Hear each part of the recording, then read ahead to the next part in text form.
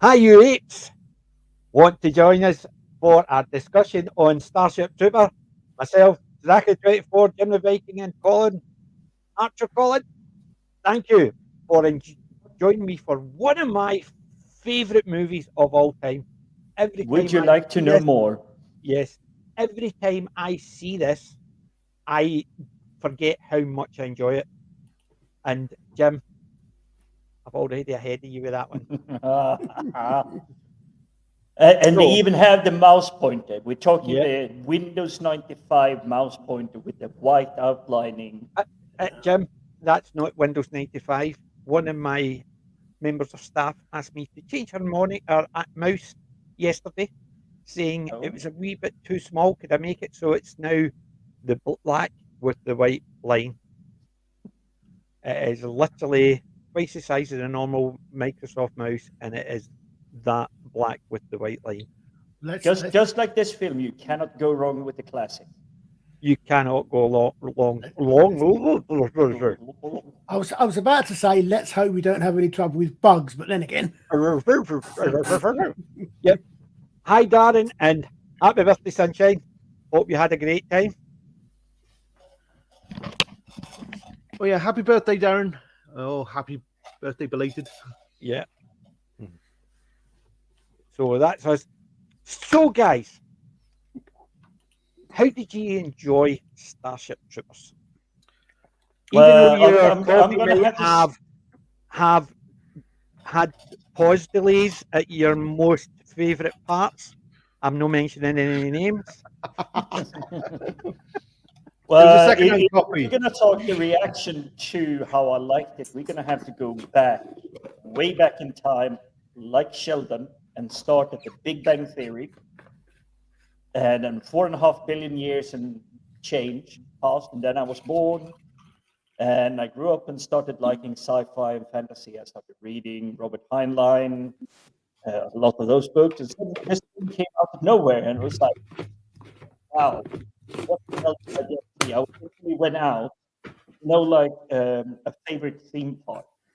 You literally just go off the ride, you get back right into the queue. You want to go back in and watch it. Yeah, it's definitely. I think it is. Hi, Wendy. Wendology for them. See, the thing is, Jim, I'm a wee bit older, so I was born. Then there was the Big Bang. Then I had to wait around for a while for something decent to actually start so I could watch it. And then I came across Starship Troopers and it made it all worthwhile. So I had a wee bit longer wait. Just But a week. yeah, it is a movie set. It could have easily been a movie made today. However, there's so much it could have been made today, and there's so much it couldn't have been done today. You look at the cast, you had male, female, black, white, and powers of position and powers without power or position, male and female. They all hung around together. They were all naked together. Nobody cared, and it was just a thing. It was just a load of people fighting for air. But you see, this film does not carry, like the drinker says, the message. Yes, but that's what I'm They saying. tried. It could have easily be. It could easily do it it because was supposed to. when it was made, you're talking about 1997. Males and females were seen as all the exact same because it doesn't matter if the person in command is a male or female. It didn't matter if the person at the lowest rung of the ladder was male or female. They still get the same shit. Didn't matter. Didn't matter if what colour you were. They were all treated exactly the same. And that's really good about this movie. However, there's other parts of it. They would go, no, can't have, no, can't have. Whatever. I mean, the All those women naked, no, but all those guys naked, I could have that, no problem. Don't worry about that. It's that type of thing. Whereas in that, you had both of them have their things hanging out. They didn't show you anything apart from the chest, males and females, but there was a lot of hints apart from the butts and stuff like that. But it is done in such a way that it wasn't over the top gratuitous.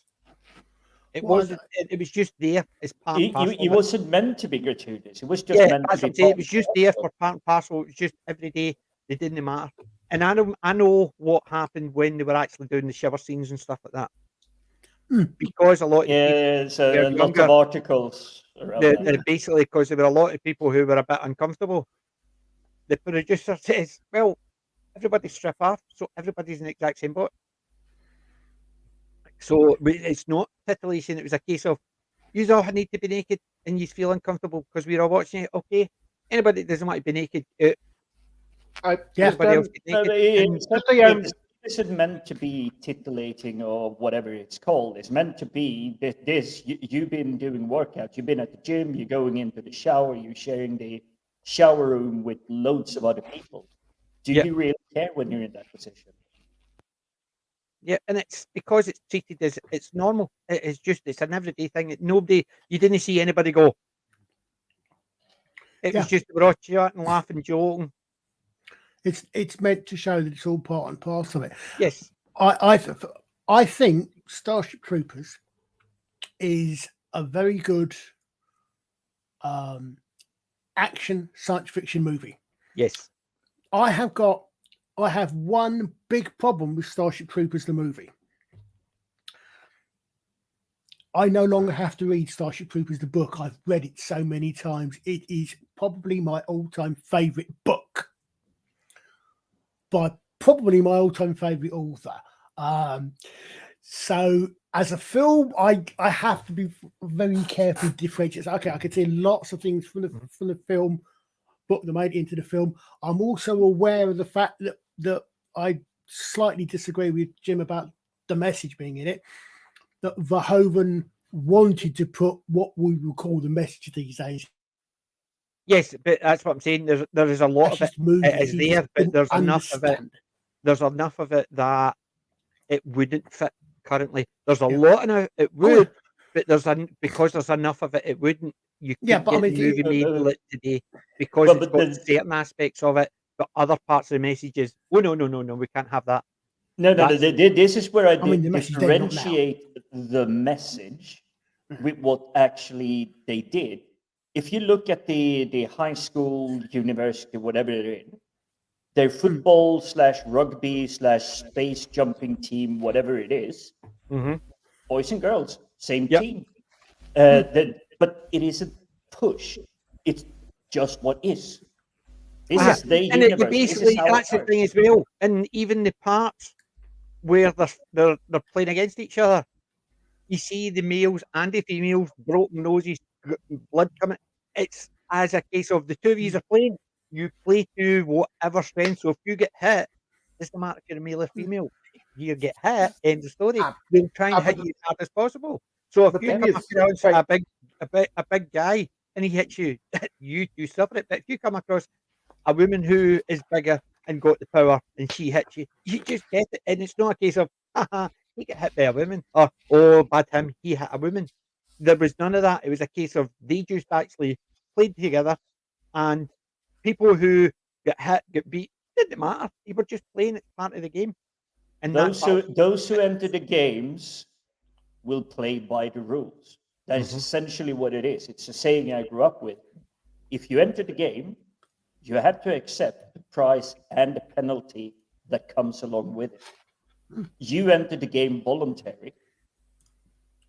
Prize or penalty, you have to pay. I'm going to be doing that all night. So, anytime somebody mentions something, that's popping up. But the thing is, there's a diversity of the cast, but like the society is very conformist. Yes, it is a fascist society. That's why they made it. They wanted to make it to show it is a fascist society, and it's not. But people actually took it and actually says, actually, we really like this movie, but it was meant to be we love this movie because of what it is. They were wanting it was a social message and saying no matter how much fascists show you something, it is still fascist, and it should be seen as wrong. But they made a movie which was entertaining that people loved, and they sort of went, it's not quite the message. There are so many things that you think, okay, that should probably not be a good thing. But for those of us, and I'm looking at you, Colin, that read a lot of Heinlein's, he experimented literally with every single political ideology there was on this planet. Mhm. Communism, capitalism, democracy, monarchy, fascism, all of them. Mhm. He played around with them, and what would it actually be if this was the reality? You had to adapt to this. And I think Paul Verhoeven does an amazing job of showing, even though maybe his fault is that the movie is so damn enjoyable. That's the thing. It is so damn enjoyable. I think he wanted to make a good movie that put across a message that no matter how good it looks, fascism still comes with a lot of high prices. But the problem is, he also made an entertaining movie that the message he put in was unimportant. It was just an entertaining movie. Well, to be fair, I mean, this is the humans are facing an enemy that is also very fascistic. Well, it's very conformist. Communist.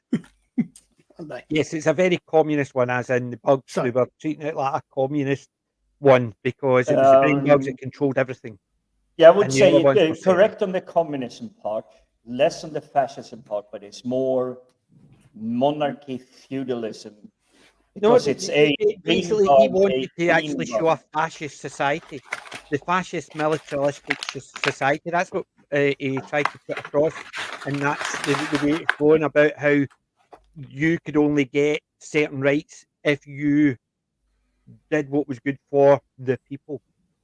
So you could only. This is what I'm split on, because I think it is a good thing, and we even have it partially in our society as it is, and people don't really consider it.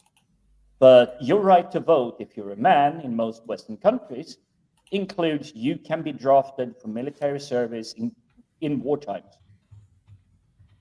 The ladies don't have to. Fighting against it because somebody says, "Well, you want to be equal, you should be drafted." Oh no, that's different.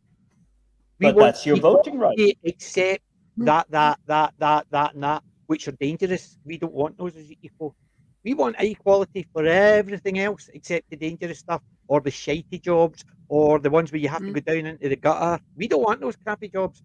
We just want we want equality in the high power, high paying jobs.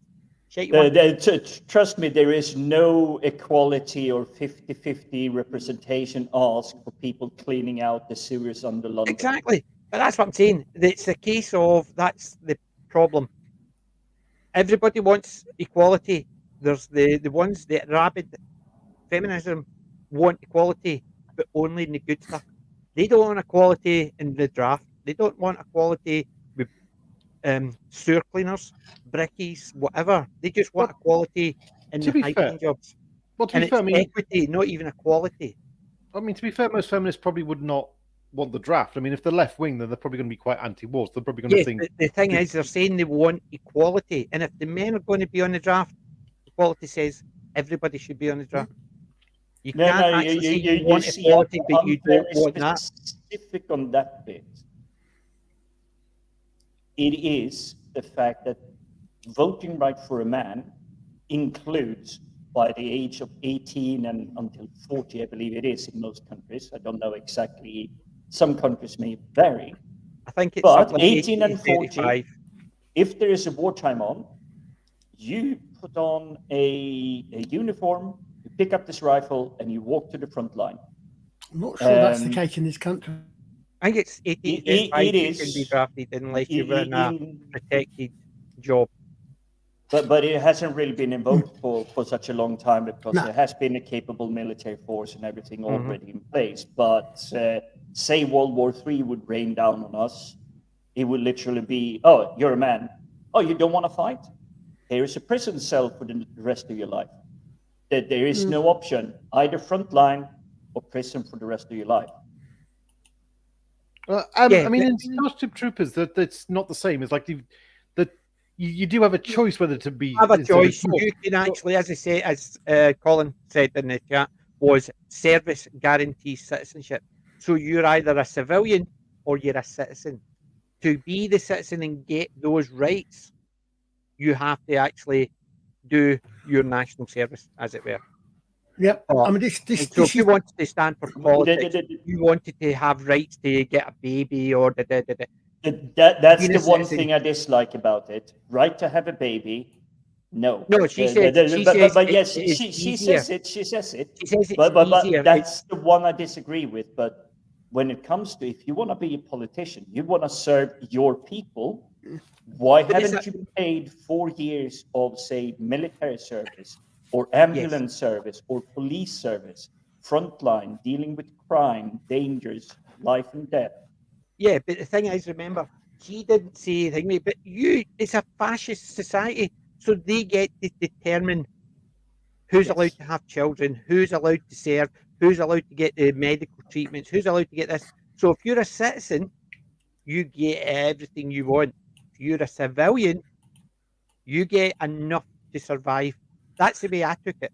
So basically, because it's a fascist society, not really, because Rico's parents Are are rich. civilians, not citizen. Yeah. And they still make a buckload of money. If you look at Carmen's parents, we never see them, but she's well dressed, well manicured. She would obviously be someone that is well taken care of. She goes to the same school as Rico. So clearly, whatever money, whatever it is, they're also rich. The same for Dizzy, and this is actually the one that stands out here. She is, for me, more like the farm boy, the farm girl living like on the outside of the city, but she's still in the same school. We don't really know anything about background, although I believe Dizzy is actually a man in Heinlein's Yep. book. There are no in this. This is one of the big differences between the book. Heinlein wrote this book in the 40s and the 50s. Yeah. There were no female military.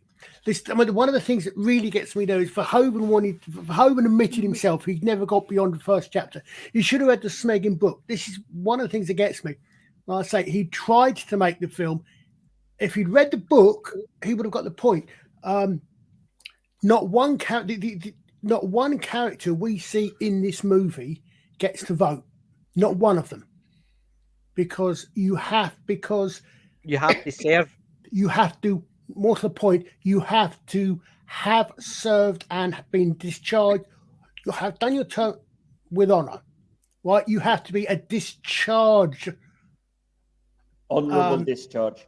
Honorable discharge, thank you. And you have done honorable discharge. And it's not just the army. It's the book, they go to an extraordinary length to dissuade you. They don't want you to be in the military. They don't want you to be in service unless you want it, because there's one of the books that the quotes I always remember that Johnny comes out with, even though he doesn't understand it, that the citizen has shown their willingness to put themselves ahead of the body politic, is the phrase they use. But basically, they prepared to put themselves out there to protect everyone else. Which is one of the things. Do you understand it? Yeah, exactly. You read it right in the book. Do you understand it? Yes. Yeah, but that's, even though the differences from the book, I think the way the movie. Oh, He'll be back, I think. Something happened to Colin. Would you like to know more? We would. I was just going to say the bugs got him. The damn bugs got him. Yeah, sorry. There it is. I was going to say, Colin, you are cut off. There was a bug in the stream. There was a bug in the stream. I wonder what that light coming down the sky for was. Colin, the thing is, you leave the stream, you are cut off. See, the difference between the book and the movie, I think that they're completely different. Yes. You can't take a book, use it as an inspiration and put it out and say, right, this is based on the book. We know this is not the book. This is just based on the book. He's taken an idea and he has changed it. But I think what he did was, even though he put females in the role and the males, it was all males, I think he put females in, but he didn't change the way they were written. So it was soldiers, and the soldiers were written, and the lines were written. It just so happened that some of them might got cast were female and some were male. And that's the good thing, because the males and the females didn't have the obvious, but I'm just a female, you're not allowed to hit me, or don't worry, dear, I'll attack you, just shoot from over there. There was none of that. It was just a case of, any male or female could have played any part in that movie, and it would still work. And that's why I like it, because they didn't actually go, right, we have to put these in female roles, we have to put them in male. Even the soldier, remember, she says the reason she joined up is because she would like to have kids, and being a citizen, she gets a better right. Yeah. But she is still the one that's actually, when he's making his love actually- letter to Carmen, she's up there going, and all that, right? PJ, And just how does that work though? I mean, how does the state decide whether you have babies or not? I mean, like, they can't stop control your sex you life. can't stop you reproducing, but however, you might. It could be to do with you want kids, fine, you pay for them. You're not getting a penny for them. We're not going to pay for medical. We're not going to give you any money if you've got children. If you're rich, you can have as many as you want. However, if you're a citizen, then you'll get X amount for payment. You'll get all the medical bills. That's the type of thing I think it means. It's a case of we'll control it by withholding. I wonder this is where I might go wrong on like how it was when I came to UK about 2 decades ago, because it used to be, and it might still be, but used to be a lot of teen pregnancies, and they got council flats and everything. Yes. So when I was at school, that's what a lot of the girls I went to school with. They wanted to leave home. They got pregnant because they got everything. Yeah, they got everything paid for, a flat and all of that stuff. And this is where I think it would be a good model. They decided to cut that back because it was encouraging people to be pregnant just to get a house. So exactly, and I thought that's a horrible system, because you're going to get trapped, and yes, so and suddenly exactly you're not going to be able to pump out more kids or whatever it is, and you have no career, you have no university, you have no schooling, you have no training, and now you're going to have to sit in like a cashier till in Waitrose, traveling to London or whatever it is, and you have to live in like a broken down home outside because you can't afford live. I knew a lot of girls that were at school with me. After they left school, they wanted a house. Us guys couldn't get a house. Loved them. We had to actually pay for a flat, 1-bedroom flat, £500, that type of thing. So we had to have a job that we could actually make £500 a month just to pay for rent.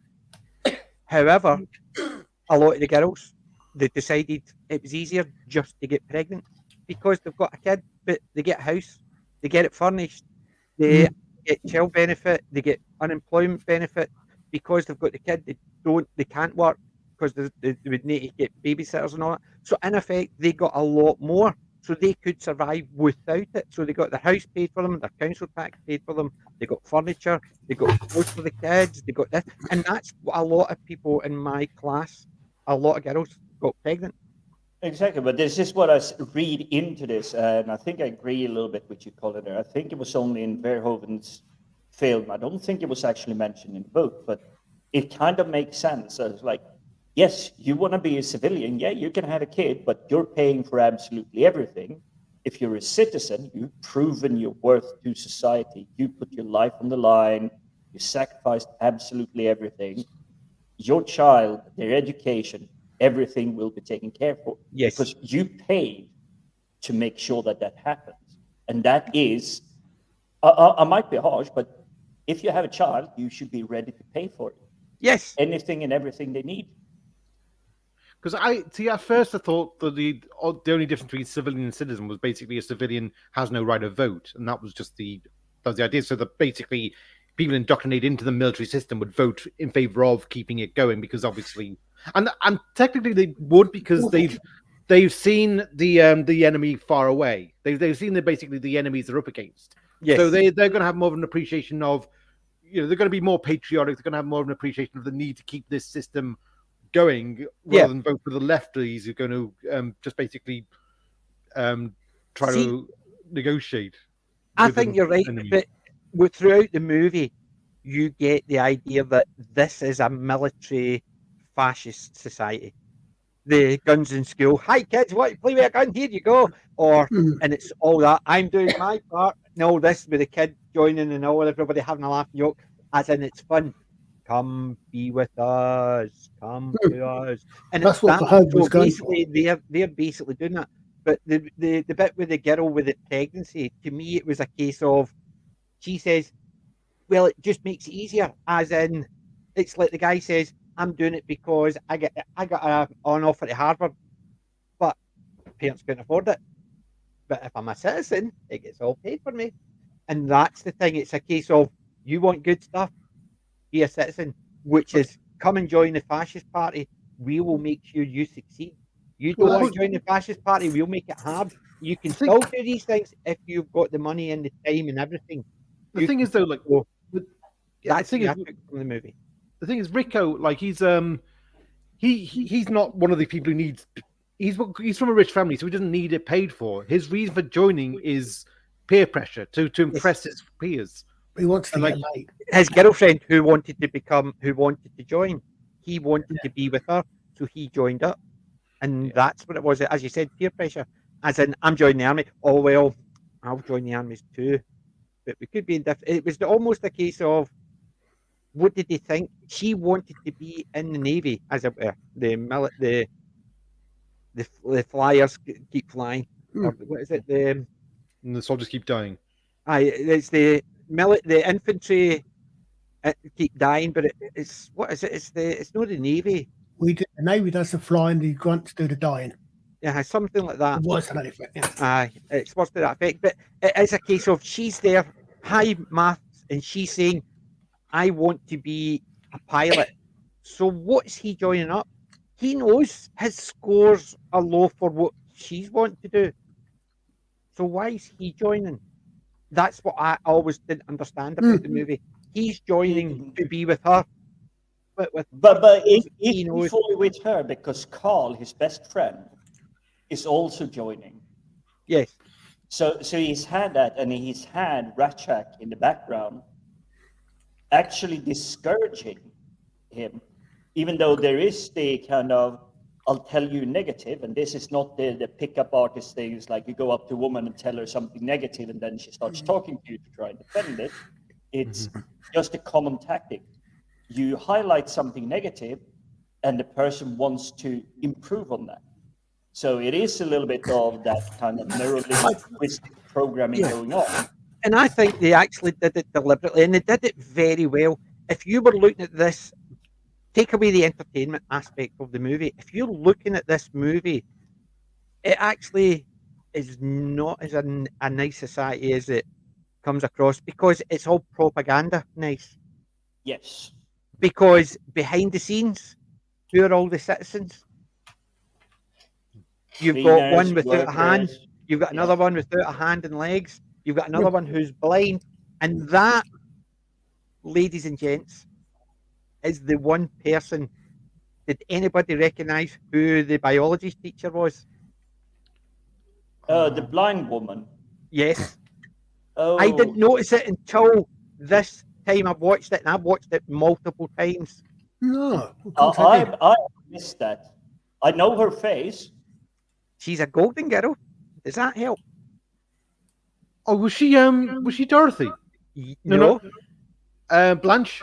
Blanche. Yes. Oh, yeah. Rue McClanahan. Wow. That was her. And see, when I was watching it, I thought, look at that. It's only, there's certain parts of it you don't really notice it. There's only certain times she looks at the camera. You realise that this woman with the burns over her eyes, the glasses, and the teddy boy haircut, is it actually Blanche from the Golden Girls?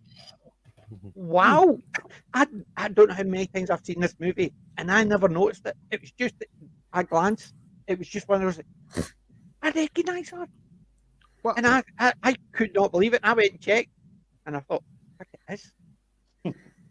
She I recognised her, but I can't say that. It's just one of those things, because it's a wee bit part in that bit. It's more interested in all the guts coming out and her kicking up. And the big 3D projection of the bug and everything. Yes, exactly. But this blind teacher, but you look at it, all the citizens that you see are the teacher with a hand, his arm missing. The recruiter with his arm and legs missing. The biology teacher who's blind and scarred. every single person who's a citizen, it's got bits missing. Yeah, So but- they're not saying, Except for Rasczak, because he's already a citizen. yes, because that's what I he's- said. Everybody who's already a citizen has got limbs missing. Ratchet's got a stumpy arm though. Yeah. And when he's teaching, he's got the arm. Hmm. You look at the guy who's signing up the papers when they're joining. He's got no legs and he's got a prosthetic. The mobile hand. infantry made me the Man- man and I the am man today. today, yeah. That's what I'm saying. Every single one you see as a citizen has got a disability. Yeah. So they're not showing it in its best light in the movie. It's really well done because It was, it's not a case of look what happens to the fascist people. Look at the ones that are pushing it. It's just a case of you just see it as you're watching it. They're all got a disability. There's very few of them who survived and came through the other end without something happening to them. Yeah, they're still there.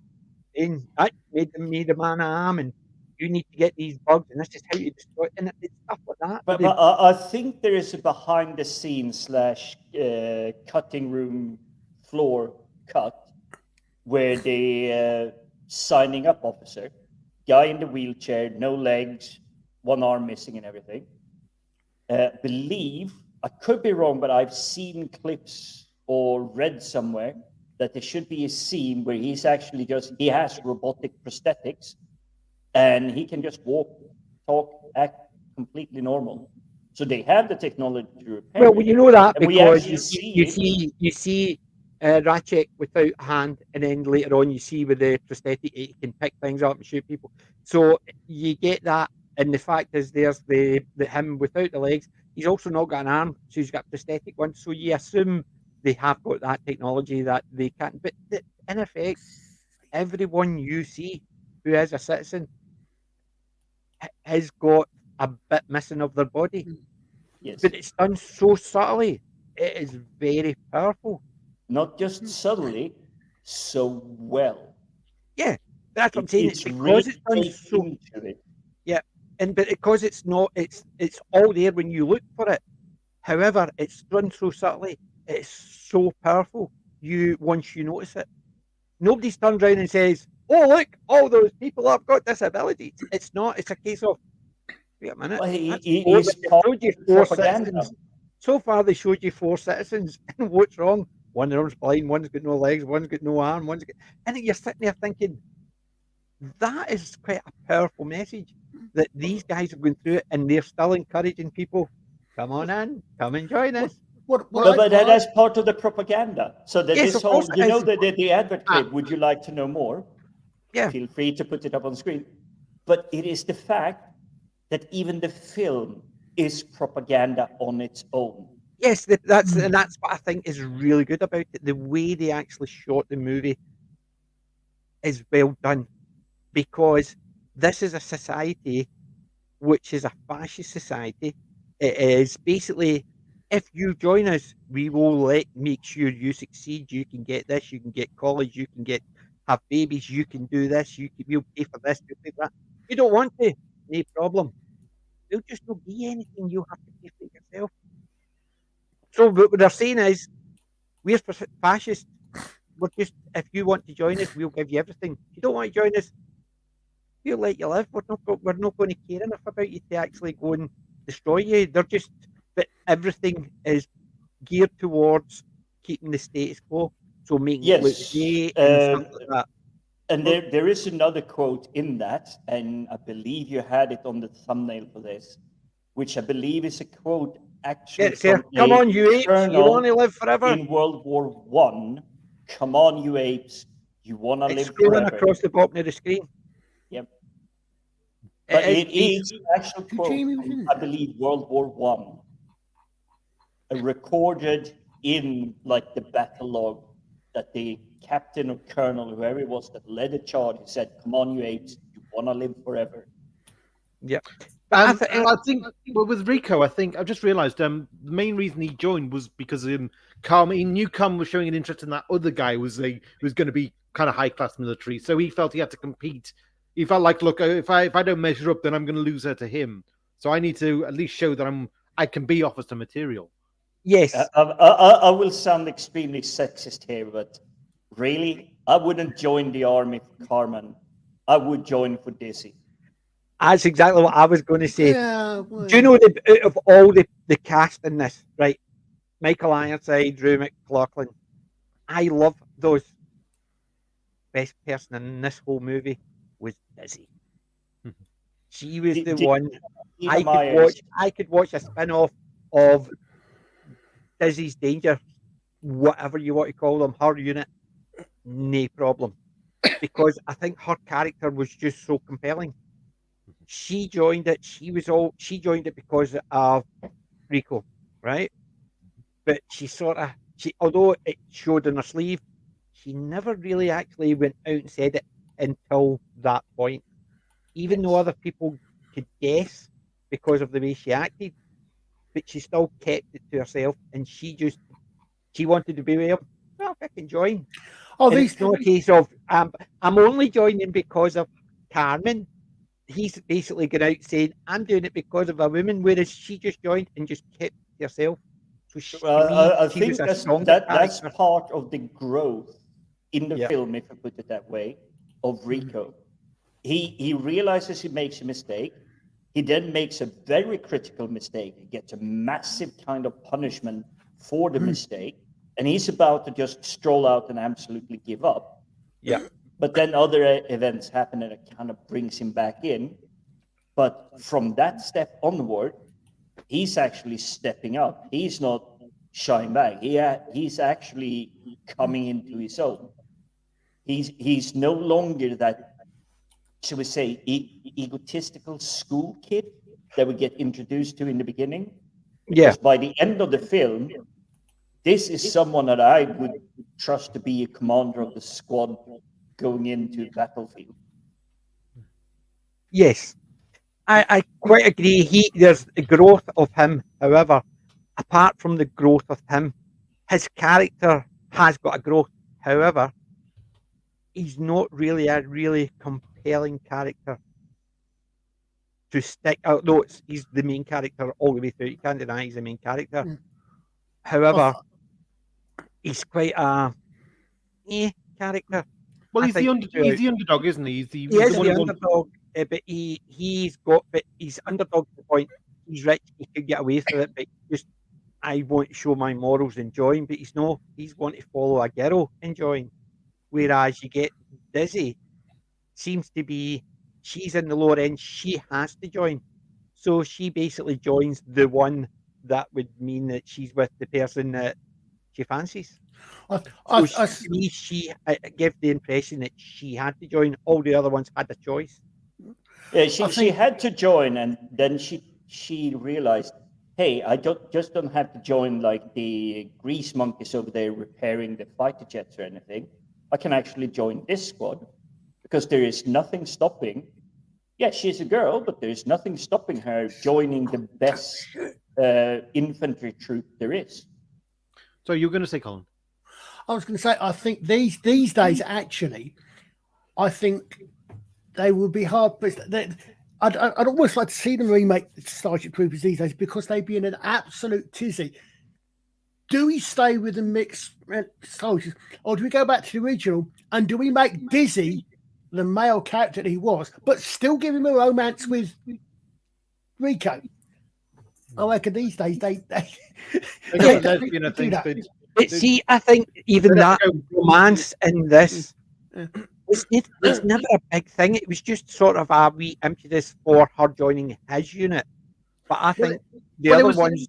But the romance was because it was he was of that age where that was kind of he was falling in love and he was hormones are actually guiding. Yes. Well, yeah, he had this idea of this future he was going to have with with Carmen rather, and that was he thought like they were going to have the great life together, and then all this was going on, and he thought like also all of a sudden the future's kind of no longer certain because obviously you got what's going on in the military which he wasn't prepared for. The war steps up and he loses his family and that kind of thing. That it's basically it's like the romance was the false dawn of how things would go. It was Well, you also look at you look at the four main characters, right? So you've got Rico, you've got Carmen, you've got Dizzy, and you've got Carol, right? They're the four ones you start with the introduction. Obviously, you get introduced to Zim and Rasczak, right? So you introduce to them later on, but the four of them are the main. Rico is the main character. His best friend is Carol. His girlfriend, the one he's in love with, is Carmen, and the one who is in love with him from afar is Dizzy. So the four of them have all got a relationship. They've all been friends, but there's the love mixed and all that. However, you see the relationships change. They grow apart. They come together, and it shows that. I must admit, the only one thing in this movie I wish they changed was that Carmen got it and Dizzy didn't. Well, what was that? I was going to say about. I've forgotten what I was going to say then now. Oh, yeah, I think part of the romance with Dizzy also, I think part of the so there was largely so that we would feel even more tragic when she gets killed. Yep. Because she's just finally got to shag Rico. Yeah, she got to be with the person she has fancied for such a long time, and it wasn't just a pity shag. It's kind of like this. It's almost akin to the slasher trope where they finally go and they have sex in the woods and then they get killed. Yeah. Oh, Colin, did you steal my notes earlier this afternoon? Because that was the one I was going to bring out. Because it's sadly that kind of Halloween, Friday the 13th, the teenagers that had sex, they're dead. Yeah. One thing I think they could have done with explaining a wee bit more is if people haven't read the books, don't know, they've conflated characters. One of the biggest conflation of characters is Rasczak. Yes. In the books, Rasczak is in the books. By the time the books actually start, Rasczak's dead anyway. But Rasczak is the commanding officer at the start, but he's not the teacher. The teacher is another person. And the teacher does indeed have one. And at one point, he's referred back to by one of the training officers. I think it's Zim. Actually sees that Johnny's got a letter and says if it is him, as he only got one arm. You know, but what I would like to see is why the hell is their high school teacher suddenly a lieutenant? Well, that's the thing. That's one of the things that makes because the city got nuked, so basically there's no skill to teach anymore, and he lost his family. Right, okay. I can understand why he joined back up. Yeah, I can understand why he joined back up. However, what position was he in before he got decommissioned? He may have already been an officer after his wound, and he's a citizen, and he's decided when they take the oath, they do say you have to serve 2 years and then be eligible to return whenever the state needs you, and the state needs them because a minimum of 2 years, or for as long as the state needs them. Required. And then you're it until I find someone better. That's the kind of thing. Rasczak repeats it throughout the film, but the film and the point I wanted to point out is by the time Rico and his squad, Ace, Levy, Kitten, all of them, they get their butts handed Sugar to was them. fantastic. Yeah, I loved Sugar. But by the time they got their butt kicked, Rasczak is already in there leading a squad that has managed to gain a massive reputation. These guys know what they're doing. The soldiers under him, they're fully on his side. And because Ace is mounting off, he's getting sucker punched. Wow, I would be sleeping for a month if I got hit like that. Yeah. But yeah, as you said, it's like I said, in fact, of course, most militaries these days, once you've left, you're still on the active reserve for a certain period of time. So I suppose it's just, I don't think that was ever actually addressed in the film. And I don't think it was, but I think it was just one of these assumptions. Yeah. Yeah. As part of the oath, but the oath was you serve for 2 years, a minimum of 2 years, or for as long as required. Yeah. Yeah. But yeah, the fact that he's invalided out, it could be a case of he's still in the reserve list. And what rank was he before he actually was on it, and then he joined back up because his family all got killed? So that's the way I looked at it. It was a case of he re-enlisted because of that, and because of his previous rank, he got a commission. In the book, he was a light colonel, but I think it was just such a well-done movie that these type of things, even though they're, what the fuck are they, why the hell is he there, or why the hell is he a teacher and then and it's all this, and then you think it's an entertaining movie. It doesn't really matter. And that's the part of it. I think he let Verhoeven actually did the movie. He wanted to make it show a fascist state and how the propaganda drags you in, and all these young people, and that's why they wanted young people, people as young as possible, to be the military instead of all these old rough 30-year-old. This is what I'm thinking. You see, I think in a way the youth democrats can be quite fascistic in some ways because they're very conformist and they're very ruthless. Yeah. It's very kind of, it's like, you conform to the group. It's all, it's all very, and very much, and they're very, very, very aggressive, and it's all risk taking. Yes. So they're the prime material for the military. They are, but I think it's the fact is they wanted to show people that it's not just your old granders and uncles and aunts who are the ones that are very you do what you're told, and it's look at there's these young people still at college or finishing school, and they're basically you need to do it, and it's almost a case of towing the party line and telling you need to join us as well. And it's sold to them as a kind of as a right. It's like, because they're very entitled, aren't they? They're very entitled. That's the main thing. And I think that's... because they come across other people who aren't entitled, like the guy who was accepted for Harvard, but his parents couldn't afford it, so he only could join the military because once he's a citizen, they will pay everything for him. Well, that's you still get that in the current in the real world, because you can get military scholarships to. Yes. Some people still join the army for that. Yeah.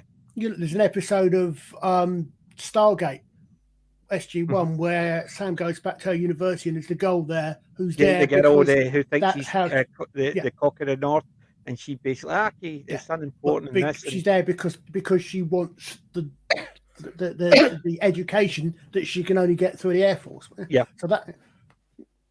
Yeah, there is. I know there's a lot. It's still that even the UK military, you can actually, once you've joined up, you can attend whatever courses that are available to you. Some of them are degree courses. So when you come out of the army after serving 10 years, you may have a degree or two, as well as you're serving. And in the States, same idea. You can attend university, college while you're on deployment. When you're out in deployment, you would still have time set aside so you can actually do it remotely and stuff like that. Well, I did military service as well, and although we didn't have the credits, so to speak, to just like, here's free university for you. I did military service, and then I went to university on my own merits. And I will say the military service I did, I learned far more about engineering, electronics, weapons, survival skills, infrastructure, signal intelligence, all these really good things that you can use later in life to gain employment than university ever pushed me to. Want to know about the army? Click for more. Jimmy, I've always been the advocate when people say, so you did military service? It's like, yeah. And then I add, the least useful thing I learned in the military was how to fire a weapon. That was the least useful skill, because I learned survival, I learned hiking, electronics, engineering, so many other things. They still serve me today. Jim, was this in Sweden? Yes. Mandatory draft, by the way, when that happened, because I'm that old. Right. I mean, this was before the War on Terror years, was it? I take it, or was it during? So I mean, Sweden at that point. I mean, did it have any foreign enemies? Would you say? Technically not, because Sweden is Wikipedia or Colin will correct me on this one, but I believe Sweden has been a neutral country for the last 250 years. So there are no real enemies. Sorry, is that not an oxymoron? Colin or Wikipedia, are they not the same thing? Please, I still have my doubts. Wikipedia. So, well, I mean, when you say service, was it like on the were you shipped anywhere? I mean, did you, or was it just No, my cousin did. He got deployed in Kosovo through United Nations Peacekeeping Force or whatever it was called. Oxymoron in name, but yeah. But yeah, I did get all the cool toys, tanks, bridges, bombs, TNT. It was interesting. I would definitely recommend it. So I think here in UK it's called a territorial army or something. Yep. And if you're young enough, just join. Okay. Because you will learn things. What are you saying? The army is for you. Click if you want to know more. Would you like to know more? If I can put on my Billy Connolly accent, I am a weekend soldier on the world. I can't do the Billy Connolly accent. Billy Connolly accent. I don't know what you mean. You can get thousands and thousands of Smarties for £25. You see that? Yes. Yeah, that fantastic set of sketches of the regular army man, because he actually was in the TA. He actually was a power. Yeah. Billy Connolly was in the TA. And that's an excellent song for any terrier to sing. It's great. It's so true as well. Mm-hmm. See, the first one, and see, my grandfather served Second World War. My father was in the RTC, Royal Corps of Transport. I'm colourblind, so the one service I wanted to join, I got told no. My cousin joined it instead, so she was in the RAF. Yeah, that is the crushing thing that I got. I'm too blind and too deaf, but I wanted to actually join the Air Force. The base I wanted to join the Air Force, they says I had no need to be a Brill Game Boy, and I have no idea what they're talking about. What, you mean they didn't let you get some in? No, it's time for national service, so isn't it the same?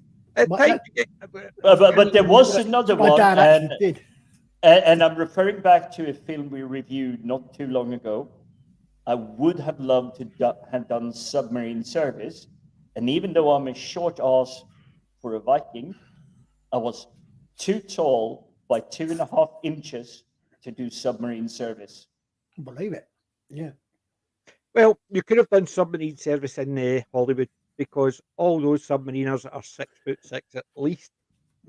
Yeah, they would be crawling on their hands and knees. I've actually been on quite you a few look at John Wayne. submarines. You look at John. You want to see what I got? One of my friends handed me. I will show it on the stream. It's only because we're talking about John Wayne. She used to collect figures, and she got rid of them just before. And she was asking me, and I've said, I used to collect it. I've been looking to collect them. And she says, I had about 30 of them and I got rid of them. Nobody bought them, so I gave them to a charity shop. I was gutted, but she kept this. Wait, see this.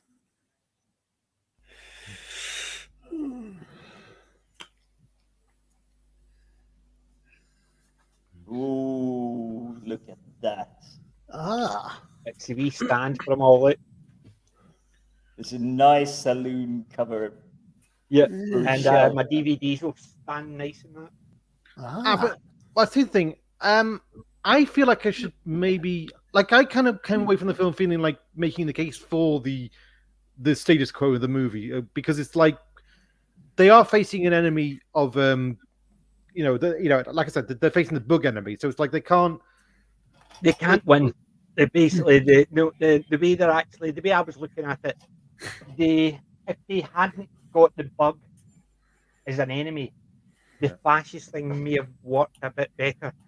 But the way I was looking at the bugs is it was almost a communist society. Mm. So you've got communists and fascists. You've got two sides. Which are designed to be you've got two polar sides of that. opposite. You've got two sides of that bad penny. So I watch it now, and I think it makes me think more of Al Qaeda and the war on terror. It makes me think of the way that you just got these kind of, you got the intelligent kind of masterminds, and you've got these mindless cannon Drones. fodder. Well, it's like basically the bugs. They're all. There's no individuality among the bugs. They just all think the same way, and their only instinct is to kill the enemy. Mhm. And they seem to be prepared to die in the attempt. It's just that, but they'll take commands from above, and it did make me think of Afghanistan, Iraq, the way that you got these kind of jihadist groups just spouting up, all willing to blow themselves up to kill us. Yeah, And it's like, I quite understand it, but the way I was looking at it was the Second World War. You look at the way the Russians sent their soldiers into battle. Here's some bullets. Follow the guy in front. When he gets shot, pick up his gun. And basically, they would send a load of them in with literally no or little weapons, just so they had a lot of people to absorb all that punishment. Chinese did the same in Korea. That is actually The shown. Chinese would even have the punishment battalions. Anybody that looked as if they were actually wrong, they would put them in the front, somebody walking behind them and making them rush forward, knowing fine well they're going to absorb all that punishment. That is shown extremly well in a film called Enemy at the Gates. I've seen Yes. that. Yeah, Yes, I've seen that. it's horrifying. The Stalingrad is similar, but it's a wee bit too It's showboaty. dark. It's too That's very showboaty. dark. Yeah, Stalingrad, the movie, is too showboaty because they try and have the snipers fighting against each other, but the German sniper is just too cocky, and that's what gets him killed. And it wasn't anything like that. Vasily Shaisev is a war hero for a reason. It wasn't just because. But we're coming back to the whole thing. Propaganda. I mean, Yeah, of course it was. even the documentary films that we have, World War II in color and everything, they have, only the footage that was approved by the British War Ministry or the German Wehrmacht or whatever it was called, Russian, whatever it was, the American, think of Captain Rogers, Captain America. It's like, everything is great. Pay your bail bonds and everything and support the troops. We're doing fantastic over there. It's like, no, hundreds of thousands of people are dying. But no, don't worry, everything is fine. Yep. It's that level of propaganda. So we will not really ever, through this footage. Do you know the No propaganda way. is still active for the Second World War? And the problem is, it's so nice to see, especially in Russia. We were in Russia at the 70th anniversary of the victory in Europe. And so we were there for the weekend of all the flyovers and everything. What was the nicest thing to see was a lot of older men and women, pensioners, being escorted down the street with 2 or 3. You wouldn't call them handlers, but the people were really old. You're talking about of their age, they would have been about in their 90s. Some of them older, their full Second World War dress uniforms, male and female, and people walking up to them, giving them a flower and saying, thank you. It might have been propaganda even now, but it was such a nice thing to see that even people in their 90s who were still around after the war, who fought in the war, males and females, people, kids, adults, people who weren't even alive at the time, were going up to them and saying, thank you. You imagine that here? There would be too many people shouting and swearing. You killed people during the second over there. No. I will balance this. If you look at what happened during lockdown, Captain Tom, whatever his name was. Yes, but it was only because you look what happened as soon as he passed. You look what happened as soon as he passed. As soon as he passed, as soon as he who passed, came out of the woodwork? All these feckwits. He was just a colonialist, and he did this, and he did that. That's the thing is, in Russia, everybody it was so beautiful to see people going up and saying thank you and giving them a rose. And that, when I was there, it was the most emotional thing I'd seen. And yes, propaganda because of the celebration of the 70 years of the end of the war and all that. But they're still saying, look, it's these people that allowed this to happen. I know it was propaganda, but it was beautiful to see propaganda done right. Saying these people fought in the war, it's about them. Yes, the war was over and we helped it because look at our military might, because Red Square had all the soldiers, the trucks, they had all the planes fly over to show their military might, but they still had the people who were there getting thanked. And I thought that was the nicest thing I'd ever seen. And I think it will be the nicest thing I've ever seen right until the day I die, that the Russians did properly. But that's just me. I'm just an old soap for people getting respected for having to go through the hardships early in life. Well, I mean, this is something we could talk about with the film, is the way that, well, you know, the events that happen. I mean, like, you know, there's reporting on the facts as they happen, and the facts happen. The facts, like the attack isn't propaganda. The attack is an attack. It's, you know, but the way it's presented is very...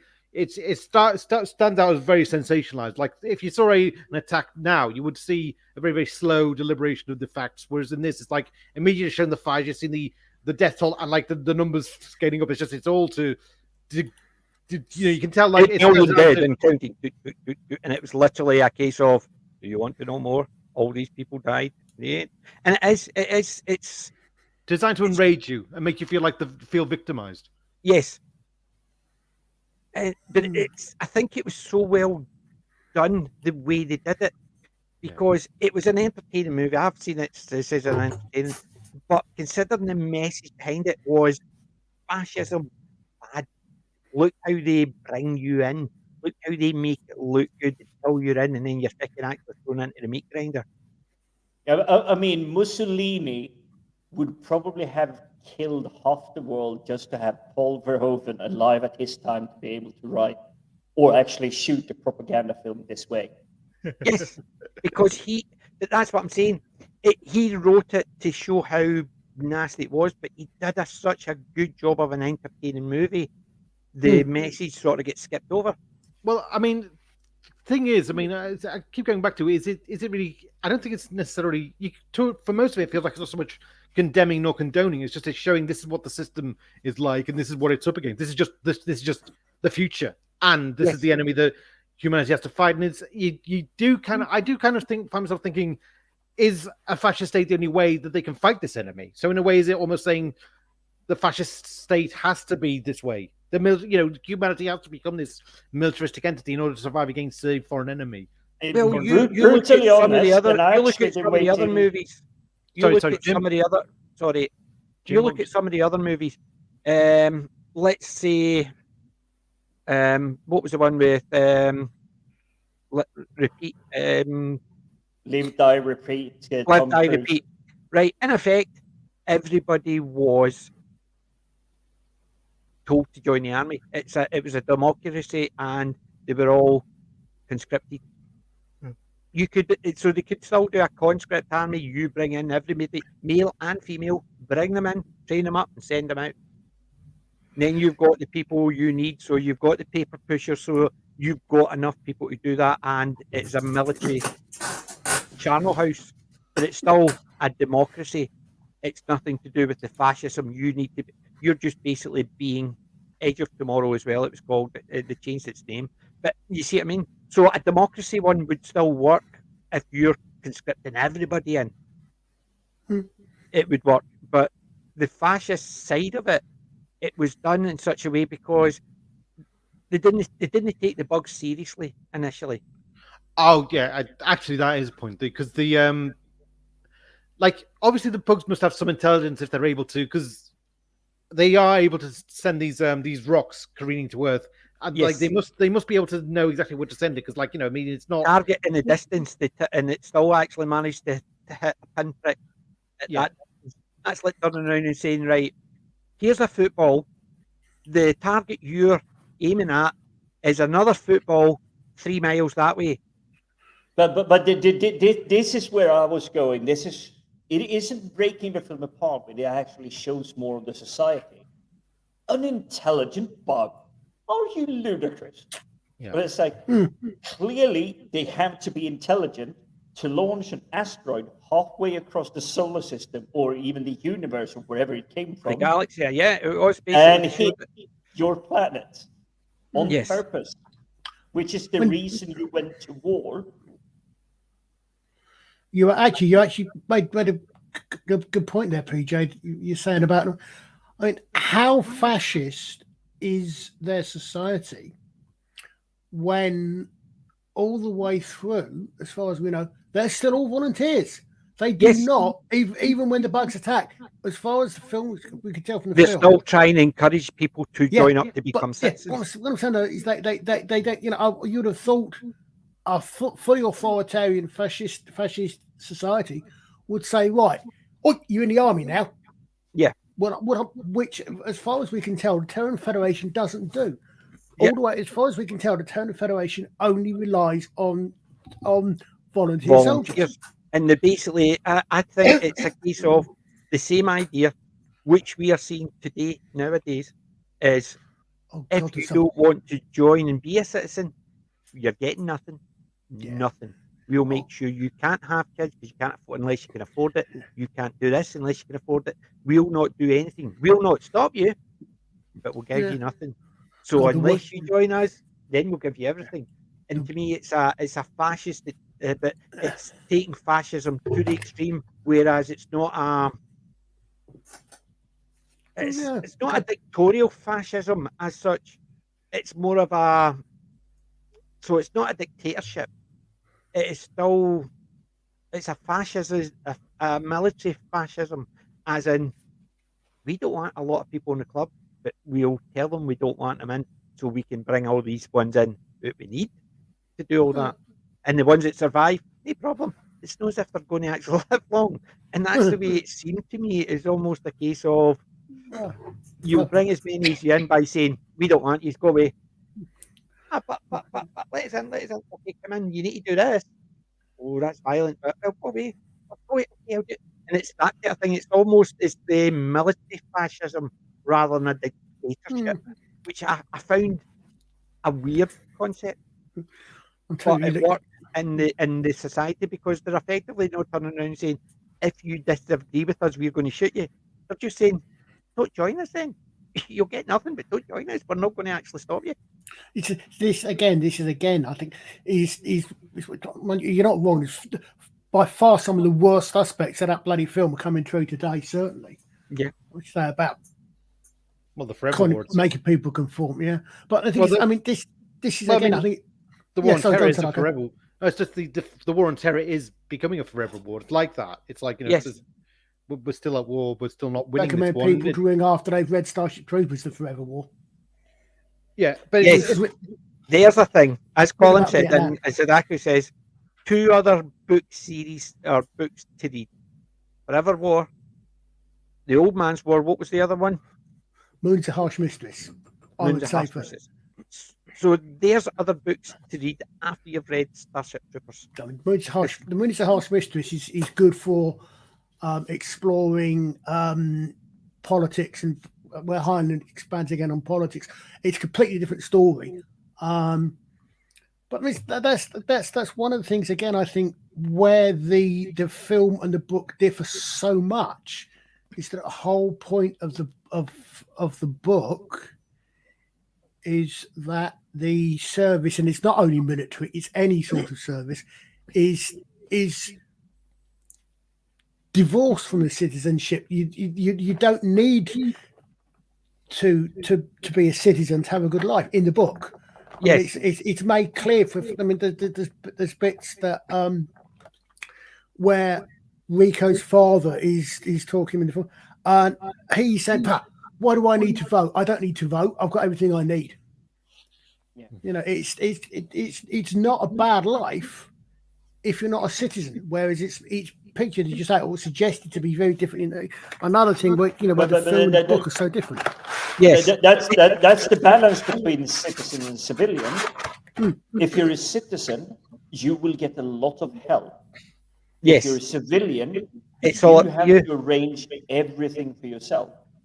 Yeah, so if you've got the money, you don't need to be a citizen because they're not going to come and take your property. They're not going to come and take your money. They're not going to come and take your freedom. They're just not going to give you anything. You have, if you want to buy it, you've got the money to buy it. You can have a comfortable life the same as anybody else. But if you want to be a politician, you want to have the help with your education, you want to have help with your family, you want to do this, you want to do that, we'll help you if you join us. That's it. It's a military fascism, as in it's all propaganda. We don't need to step the boot on because these people who don't want to join us are aware that we're not going to actually step on them. We're just going to leave them. So you imagine that, I'll give you an example. Mandatory vaccinations in Canada. Right. Yeah. You've seen what the PM has done, right? He's done that. Whereas if he says you don't want to be vaccinated, fine. However, if a shop says or your work decides that you can't work for them anymore, you can't complain about it, but we're not going to force you. Then people make their choice. It's most works would turn around and go, I don't think they care. They can still work for me, but there's going to be the occasional one.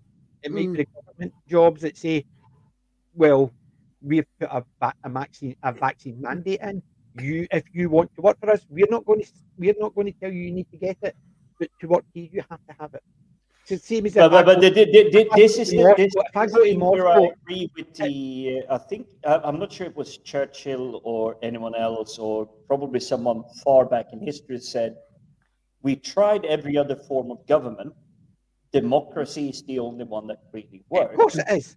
Democracy is the worst form of government apart from everything else. What I'm saying is foolproof concept in Canada, because Justin Trudeau, maybe not just him, the government, they want to get rid of these protesters saying, hey, this is enough, but these people happen to be truckers, the lifeblood, the lifeline of Canada, and it's like, what's the punishment they're going to dole out?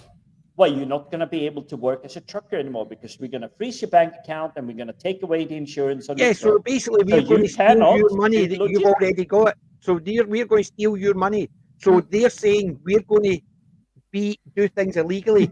We're going to steal your money. So you're the good guys for stealing our money. So you're the good guys for stealing our fuel. So you're the good guys for stealing this. That's what I'm saying. Whereas if they turn around and says, no problem, what we're going to do is, see, for all government contracts, the person has to be fully vaccinated. You don't want to work for the government, no problem. And so if a company's it's like me going to Moscow. They say, you need this Jag, you need that Jag. If I don't want to get the Jags, I don't go to Moscow. But if I want to go to Moscow, I get the Jags. I understand. I'm one for people have the right to choose. However, if they want to do it, then they just turn around and say, you can honestly do what you want, but you can't complain if we say we want these type of people to work for us. Can you actually imagine how many of our current politicians we would have if they'd had to do 2 years of military or similar public service before actually being allowed to stand? The ones in politics just now would be few and far between. Yeah, because the ones that did military service are not very liked now. Politicians nowadays, you look at Churchill, not liked because of his military service. It wasn't to do with his politics; it was to do with his early military service, because he served in India, and he didn't see Indians as nice people because he fought against them. It's the same as some people who fought against the Japanese in the Second World War. After the war, they didn't like Japanese because they fought against them. It's the same as Italians or Germans. It's a default human baseline. If some of you try to kill me, I might go, I'm not going to the pub this Friday with you guys and having a pint of beer and a burger. I might actually just leave you out of the invitation completely because you tried to kill me. Yeah. But that's what I'm saying. So because of his attitude about India, after he had fought in India, that's where people have his problem because he was racist because of his attitude. But if he'd fought against the Germans in the Second World War, because he fought in the First World War, but if he fought against Germans and he's had that attitude against Germans, as in Europeans, but we've had corrections on the whole fighting the Germans or the German fighting the Jews or killing the Jews. Well, slaughtering is actually what they did. Absolutely horrific stuff. But we have it now from official American media. Oh, no, don't worry. It was just white against white. There was no issue. That's what I'm saying. It's the fact is, because it's white against white, people don't have an issue with it. So if you hate the Germans because of the Second World War, that's not an issue because you're right and they're right. So if you hate your enemy, if they're a different race, a different nationality, then you're bad. And that's, to me, is crazy. It'd be like if I got up to a Japanese guy and who'd served in the Second World War and says, I don't like Scots because I was captured by a Scotsman and he abused me. I wouldn't say, you're a racist. No, you would say, that's really bad. I'm sorry for somebody from my country that did that to you, but we're not all the same. However, I'm not going to actually criticise him for disliking people with my accent if that happened to him. Well, us Vikings had the secret keys to making the Scottish like us. We just brought beer. See, it's the same as they talk about Hadrian's Wall. People actually says it was built across Scotland to keep the barbarians out. The barbarians supplied the brick, they supplied the cement, they supplied the workforce. We sold them the bricks, we sold them the cement, and we fucking actually overcharged them. But we built the wall for them to keep them out. The Romans made you pay for it. Trump was a Roman. No, we made the Romans pay for it. It'd been half Italian. I basically made myself pay for it.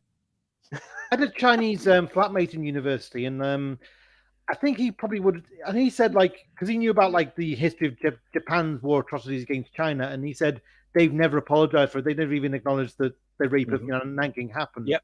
And he was like, and he says, well, America's kind of admitted and paid reparations for the Hiroshima bombing, and he feels like he's angry that Japan hasn't. So it's almost like he does not share this whole white guilt over what we did in Hiroshima. He's like, well, what about what Japan did to our people? Yeah, it's the same. It's the same principle as well. You look at Dresden. Dresden was bombed into oblivion. However, Bomber Harris decided that the best way to win the war was demoralize the troops. So, bomb their cities, make them fearful of the Air Force, and that's why a lot of cities got burnt. Dresden literally got near enough wiped off the map with firebombing. Well, they didn't turn around at the end and go, "We're so sorry we won the war that way." They didn't. It's crazy because guess what? War is fucking hell. I'm too scared to actually even contemplate fighting one. I ain't joining. I'm too old now, so I'm okay. But the fact is, my grandfather served D-Day. He basically was at Dunkirk. After hearing those stories, you think I fucking want to join up and go through another one. It's a case of people. War is hell is designed so you don't want to actually constantly perpetrate it. The people who fight it don't want it. It's the people at the top who don't. It's like Blackadder. Saw Blackadder? Yeah. Blackadder goes forth. So, darling, what does this represent? This represents, sir, the amount of land we've captured today. What's the scale? 1 to 1. 1 to 1. And it's literally, we'll be right behind you. How far behind? 30 miles, 40 miles? So it's that attitude. So the people at the back are the ones going, right, we'll do this, we'll do that, we'll do this. The people at the front are going, fuck no, please don't. Because we know the hell they're going to suffer. We also know the hell we're going to suffer. This is probably going to be something more for someone like Carl Sargon of Akkad. But if you look at the historical battles, Hannibal, Alexander, Hannibal, Genghis Khan, they were generals, but they were leading from the front, Yes. not the I've desk got hundreds of miles away. I've got a site. Where is it? Actually, the thing about the Dresden bombing, like I think they were under orders just to dispose of their bombing loads, and because I think ideally they're supposed to aim at military factories, and most of the bombs they dropped, like about 3% of them landed anywhere near the factories, and the rest just, 90% just. Yeah, but no, Bomber Harris was quite aware of the damage the firebombs would do. Hence the reason why, even though high altitude air attacks always had a very low percentage of hit, and he knew that, and he knew the compounds he was attacking were close to the city. Make sure you don't come back with any. Basically, get rid of them no matter what. Yeah, it's a case of you're going to bomb here, but make sure you don't come back with any because it's dangerous. So just get rid of them all. So if that's you start firing a bit earlier, you don't stop. You just let them all go, and it doesn't matter if you're getting a low percentage hit rate because it's that he knew fine well. Because his one was demoralize your enemy by getting letters from home saying our house is completely destroyed. We have got nothing.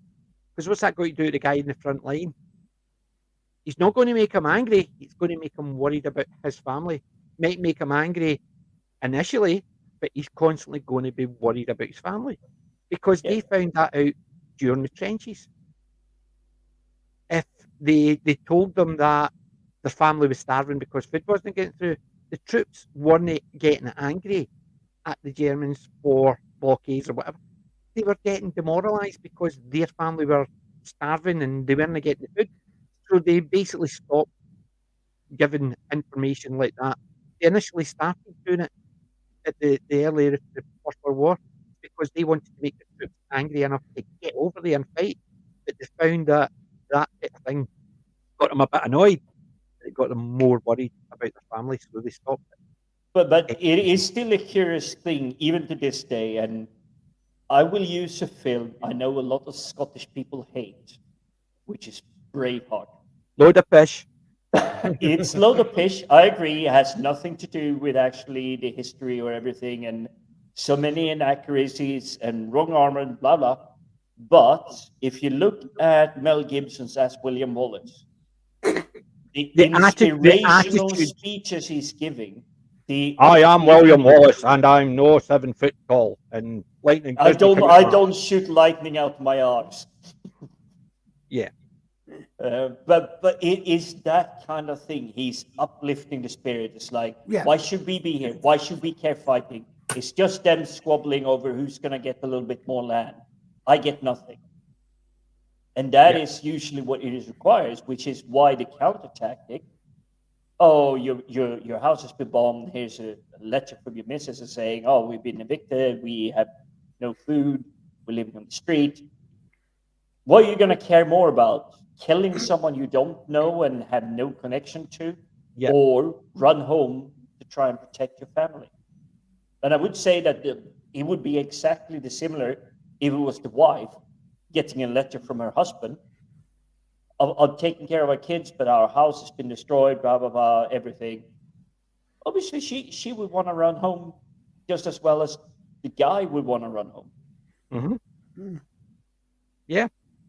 The propaganda does work both ways. That's why you would get certain propaganda. Because if they want you to be demoralized, they want to make sure you find out that things are bad. They used to do it. The Germans, what would the Germans do?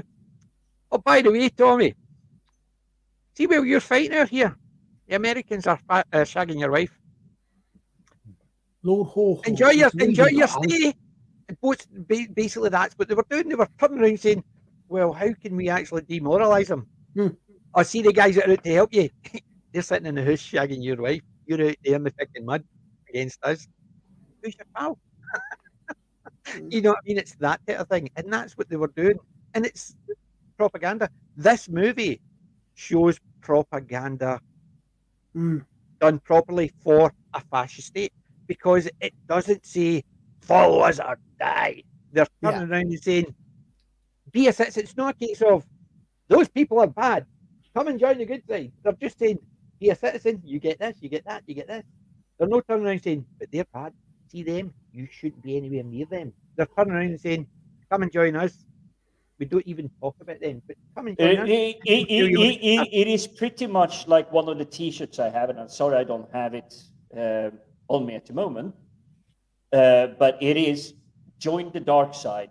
We have cookies.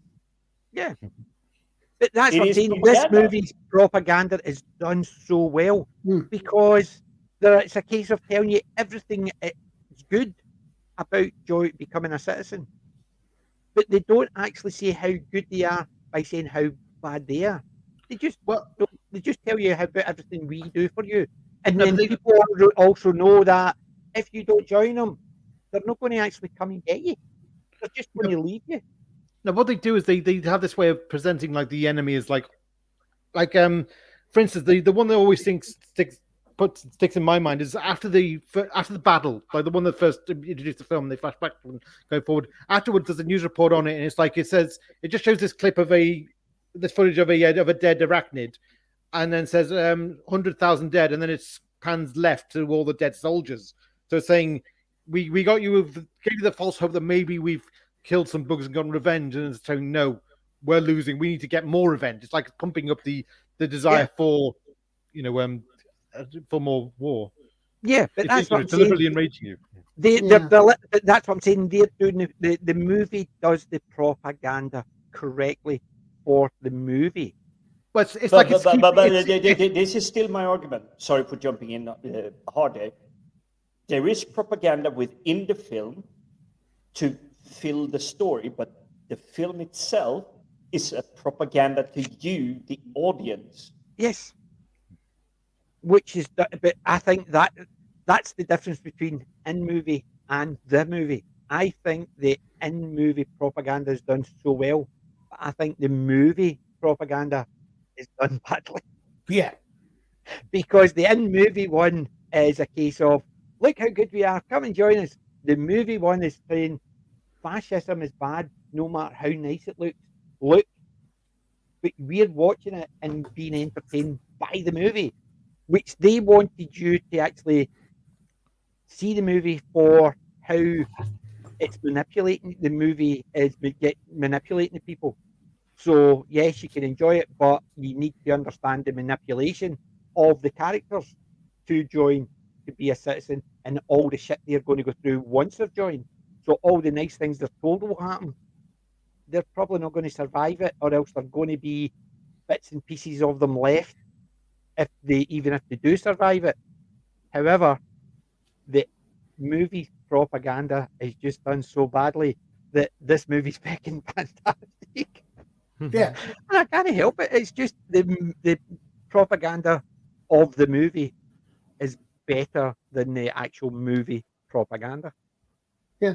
As a movie, as I say, as a science fiction action movie, it's very, very good. Mm-hmm. It's just that the book it's just that the author it's just that the director took what he thought the book was about and wasn't, and changed it to his own. Yes. I do want to ask about that. Is the book, would you say the book is favoring the fascist thing more? No. The book is pro-military, pro-service, right? But service at it depends what your definitions are, but I would say the book is pro-service. It's pro-military, but it's pro-military at the idea being that you serve in order to earn your citizenship. It's not, as I said. I mean, in the book, there was nothing wrong with not being a citizen. I don't think there's anything wrong. They don't actually say there's anything wrong with not being a citizen, apart from you do not get these perks.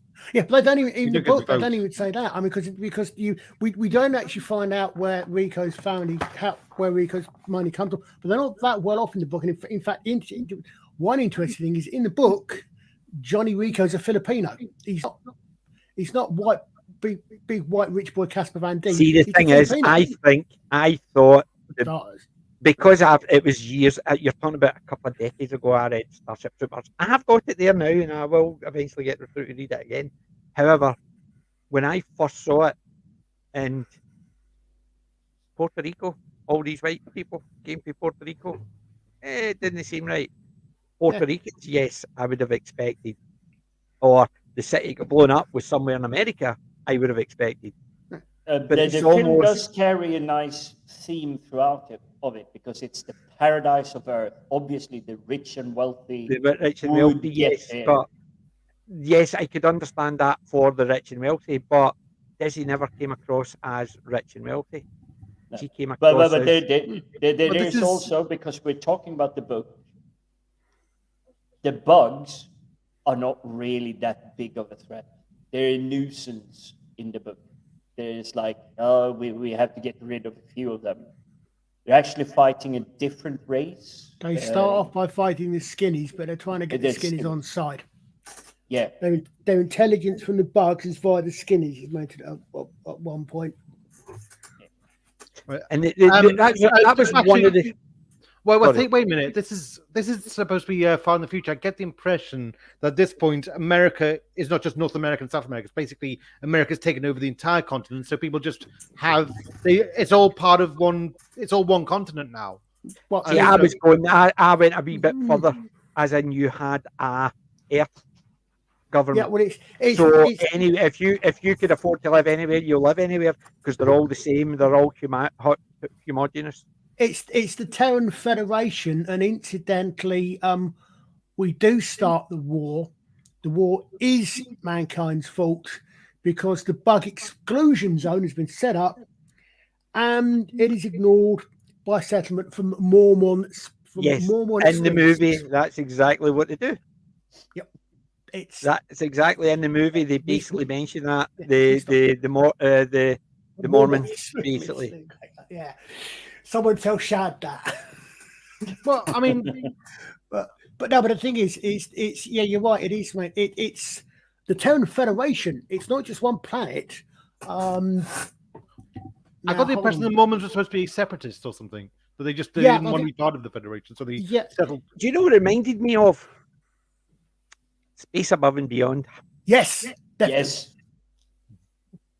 Or Space Above and Beyond reminded me of this, I suppose. Yeah, very much. It depends what one you watch first, really. Well, I did see Space Above and Beyond first, but I saw this as separate, but I did see kind of the overlaps. I wouldn't say connectivity. I would say there is a little bit of overlap. There is a big overlap, but there is a complete difference as well, because this one is all fascism v communism. That's the way I looked at it. So to me, it's an allegory for the Second World War. That was just the way I read into it. Whereas Space Above and Beyond was an allegory for the Vietnam War, because you had the Chigs. There's definitely that. But if you consider the authors that we had around this time that actually spawned these things, so you had Heinlein, Arthur C. Clarke. Oh crap! I forget the other one. He helped write Rama 2, the second rendezvous. They were all big authors, but all of them lived through World War II. Yep. Actively participating, being colonels, commanders, whatever they were. Mm-hmm. They brought that knowledge back and then started writing stories about it too. Maybe, and I think for them, a healthy process of, I saw some really horrible things. How do I translate this? How do I try to tell a story so more people know?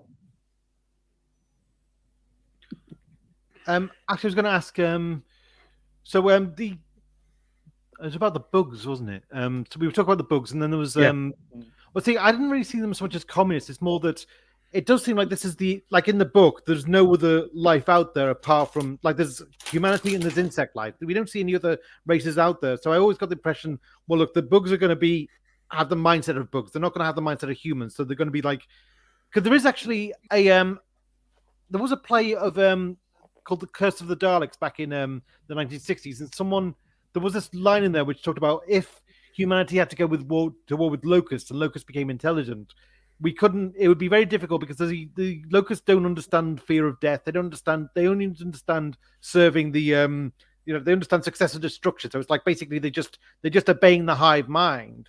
Yeah. So that seems to be why they went for the bug idea. I get the impression the bugs only really know how to attack Earth because of the brain bug who's actually gained knowledge from sucking out other humans' brains, and that's how they know star charts and how to fire a meteor. Because the thing is, when I was first getting into the film, I watched it several times. Like so when people talked about the fascist allegory, I was wondering, are they trying to say that in a way that the meteor could have been just sent our way accidentally, or they're just firing these rocks out at random without any aim to hit Earth or anywhere else? It's just that's what bugs do, and we're just retaliating. But you say no, actually the bugs are deliberately targeting us, but they must have gained our knowledge of our star charts in order to do that. Well, the thing is that there's the reason everyone says the bugs are communism is the idea for that isn't so much that they're Chinese. It's the idea is that they're a perfect commune and that they are altogether one. They're effectively one entity. So they are the phrase uses they are natural communists. In other words, because of high mentality. But you've got in the book, you've got the Terran Federation, which is an interstellar organization. It's not just on Earth. And I'm honestly trying to remember if it's well, we know Mars is part of it. Yeah, no, I'm trying to remember if it's Starship Troopers or if it's another Heinlein book where there's someone at home says that she's got friends on another planet which has been invaded by the enemy. I can't think if it's Starship Troopers or if it's one of the other ones. I think I know which one you mean. And they come back and go, they'll be right, they're civilians. Yeah, I don't think it's Starship Troopers. It's no, I've got another Heinlein one. But that's what. But you've got. I mean, the book doesn't explain how it starts really, because in the book you start off like the film. The book is also it starts off in the middle of the action, and you then go back to Johnny and his friends joining up, etc. And about a third of the book, probably, is a quarter to a third of the book is training, either basic training or later when he's an officer. There's a lot of training missions and the rest of it there. But you start off, they're actually, as Jim said, the first battle you're not even against the bugs, you're against another race called the Skinnies, and they're trying to scare them into coming on our side. So there's at least 3 races out there. So it's, as I say, the basic setup is somewhat different in the book to the film. Yeah, but see, there's a couple of things that the film, to me, didn't make sense about the thing, right? One, you had multiple bug types working together, right? Which you think about bugs on air, very few actually work together. Ants work together. Yes, ants do, but that's one type. What I'm saying is different types. You've got at least 3 different types of bugs you've seen there. Complete different types. I'll jump in there because I know where you're going, but we'll cut it off with another fantastic sci-fi story coming from Blizzard Entertainment 2 decades ago, which is StarCraft. And in the first StarCraft, you get introduced to a few of your human heroes, You have your main, he's like a low-level commander, but he is like ordered to guard the forts and everything, and you do the strategic stuff like resources, soldier, blah, blah, blah, kill. But the story, as it progresses, he encounters a female spy or a ghost. Now, at the very end of it, and yes, this is spoiler, but this is 2 decades ago. Come on, guys. This is not spoilers anymore. She gets captured by these bugs and eventually becomes queen of these bugs. But she's a human, but she's in charge of these bugs because she somehow got indoctrinated. So if you take Picard, when the Borg Queen captures him and tries to persuade him to become Locutus of Borg. Locutus of Borg, yes. That's the kind of thing that's happening. So I'm seeing the same similarity here. Yeah, I understand that. I'm just talking about, yes, as sci-fi tropes, don't have an issue with it. However, if you take reality, 3 completely different bugs, there's if there's hundreds of different bugs you see all over the place. There just seems to be 3 types of bugs on a planet. That's one point. These only 3 types of bugs all work together, and they've got a hierarchy. However, remember, these bugs aren't just one planet. They are talking as if there's multiple planets with these bugs. So, well, they send the spores across space. Well, you've got 4 or 5 different bugs, actually. You've got 5 different bugs. You've got the ones that fire the things up. You've got the ones with that fire the lava type thing. Tankers. So you've got 5 different types of bugs, and they all work as that thing. However, these bugs aren't spacefaring.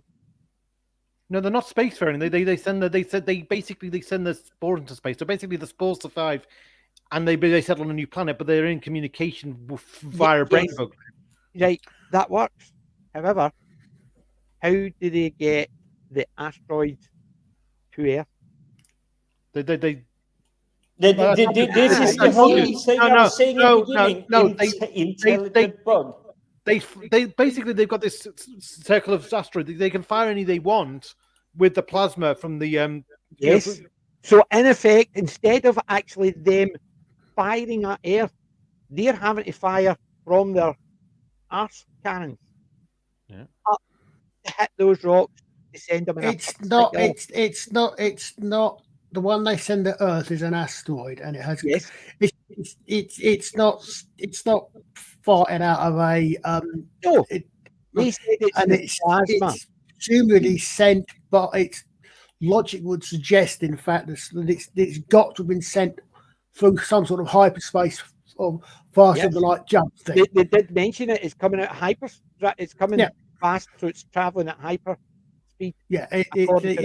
But what I'm saying is, they're not a space-faring. So how can they get those asteroids which they say are... No.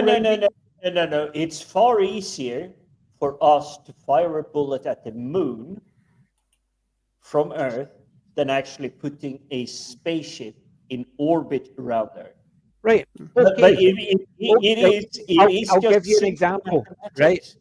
I'll give you an example. Right. You want to take a snooker ball.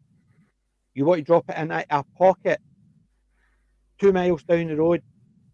Right? Oh, wait a minute. Really good. You're really good at aiming.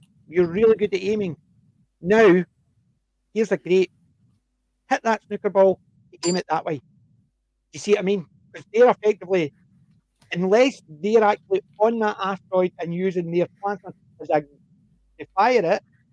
How does it get there? And how does it get the speed? But they're saying it's the plasma. I still see your point, PJ.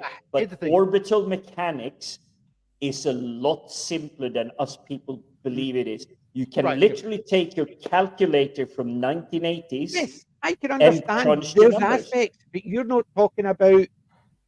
You're talking about across the galaxy. They showed you the galaxy, so it's not just Right. Okay. It's also the speed as well. So it's not just a case of, right, we need to fire it that direction, and I mean, that's fine. But it's not, they're saying they used their plasma. Where is the plasma? You saw it. They fired the plasma up at the ships. Is that the plasma they're talking about? So how did they get it to hit an asteroid? Which, that's the point. It made no sense about them sending asteroids. Wait. Wait. Okay, first of all, they can access knowledge of star charts from people by sucking their brains out, so they know. Yes, I can understand that. Also, I believe there's supposed to be is there supposed to be kind of way stations, like there's actually folds in space they can actually. So maybe that's how they fire the asteroid into the fold in space. So they need to know about the fold in space. But you're from the people they suck the brains out of. But you're talking two different things here, I think, PJ. You're talking the difference between the asteroid is an asteroid is a missile or artillery. Shooting the spaceships down is anti-aircraft fire. Two completely different things. I'm just saying that they mentioned about the asteroids getting fired using their plasma. You only saw plasma in one location, which was the anti-aircraft fire. So, where did they get how did they fire it? Let's put it. How did they fire it by plasma? Anti-orbital spacecraft carrier, because someone is goddamn wrong on this intelligence. This is not light and random. Exactly. Targeted. But what I'm saying is, they mentioned the asteroids get fired with their plasma. We only saw plasma in one other location. That's the anti-spacecraft. So I'm taking a wee bit of a jump, but even if they manage to get those bugs onto the asteroid and got them lined up, so you see what I mean? The fact that they sent the asteroids didn't make a lot of sense in the movie because they're not a space faring. So how could they get to the asteroid and I think they are a space faring nation.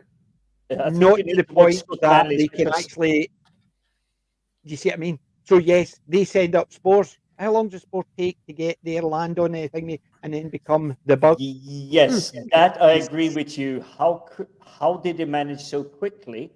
But it's essentially, if you have the patience enough, say if I was living on planet Pluto, I could fire something off at the asteroid belt between Mars and Jupiter, hit an asteroid.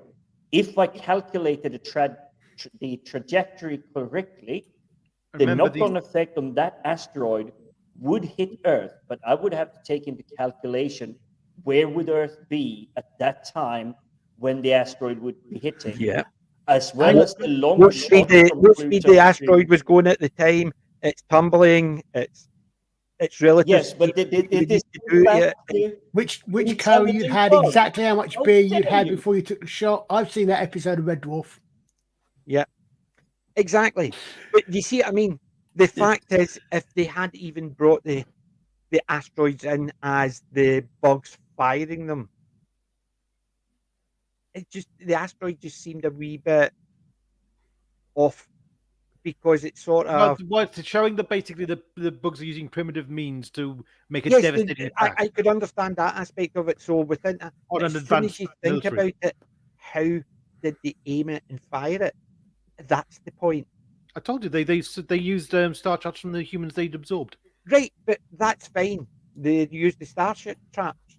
However, how did they aim it and fire it?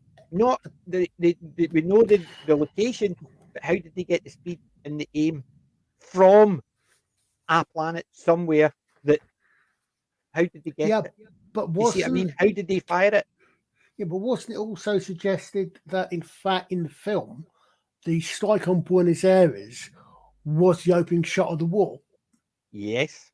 Well, it wasn't. It was basically they reckoned it might have been retaliation because of the but as far as humans, as far as them, yes, it was the opening shot of the war, but it wasn't the only time because remember they were looking for asteroids because they mentioned it prior to that happening because they were already talking about was sending the asteroids, and that's what the ship was out looking for. It looks like another asteroid coming through. Whoa, look at the size of the fucking thing.